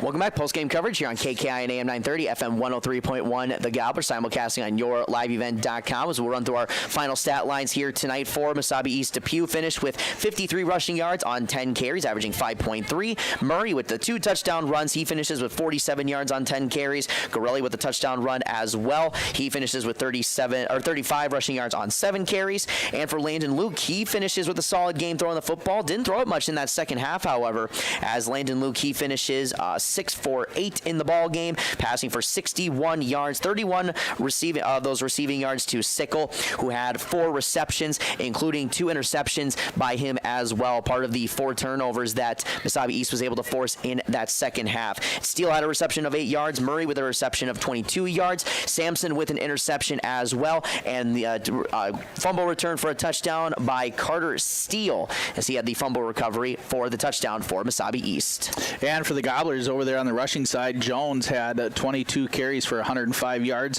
Parker Fulton had 110 yards on 13 carries. And Colton Bauman had 4 carries for 11 yards. Carter Peets had 1 carry for -4 yards. Smith had a run of 5 yards. Smith went 0-6 in passing. And McNevin did not get any receptions. Again, the big turnovers are what killed the Gobblers here tonight. Again, Parker Fulton had a 1-yard touchdown run, the only score for the Gobblers, with a no 2-point conversion. And for Aitkin, what awaits for them is playoffs, and we'll see how seeding is going to look here. Brackets get released in the next couple of days, and still have that head-to-head tiebreaker, it seems, over Crosby Ironton, who were able to get the win today. As we run through some score updates as we were able to get them before we close out here tonight, as it was last we checked, it was 26-0 CI over Hinckley Finlayson after 3. Pequot Lakes up 25-14 over Grand Rapids after 3 quarters of play. So make sure to check out the finish of those games on Skeeter 101.5 and KLKS Talk 100.1 respectively. And we do have to announce our award winners here as we try to divvy them up, one for each team. And for Mesabi East, I'm going to go with Cooper Sickle. He had the 2 interceptions in the ball game for our big deal of the game, and really created, really got the defense going. That set up the offense well. So he's going to be our big deal of the game. Also had 4 receptions in the ball game. And for Aitkin, I know that when you lose a game like this, and when blowout, not so much blowout. I don't think the score tells the full story, but when you lose like this, it can be, you always got to, find some of the key spots. And for you, Lance, who was that key spot for our Enbridge player of the game? I would probably go with Cade Hopperstead. He did a good job back in the defense and did a good job just stepping up and making plays when he need to play and some big stops when he could do it. So my Enbridge energy player of the game goes to Hopperstead, number 44. Hopperstead, our Enbridge I Bring the Energy player of the game. Sickle, our big deal of the game here tonight as we shift to the playoffs. But we're going to close things out here tonight tonight. First off, Lance, well, happy birthday. I know the Gobblers didn't get a win on your birthday, but, it's a pleasure to be sharing with you here in the booth. It is. And then we'll do a moment of silence, too, or whatever, in tribute to our good friend and coworker of mine, Steve Sandberg. He was an awesome guy, but we'll always remember him for sure. But, yes, thank you for the happy birthday, and we'll move forward from there, and I'll be 40 again next year, I hope. Yeah, right, exactly. Lance, you don't look a day over 35, let me tell you. I appreciate it. I appreciate it.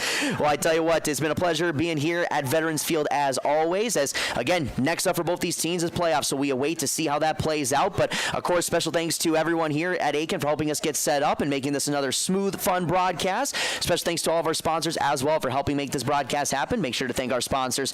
With your patronage, shop local, support the community, and support the team in that community. 30-6 the final here. Mesabi East gets the win over the Aitkin Gobblers. For myself, Noah Caruso, and Lance Bauman, and everyone here on KKIN AM 930 FM 103.1 The Gobbler and yourliveevent.com, we say thank you and good night from Aitkin.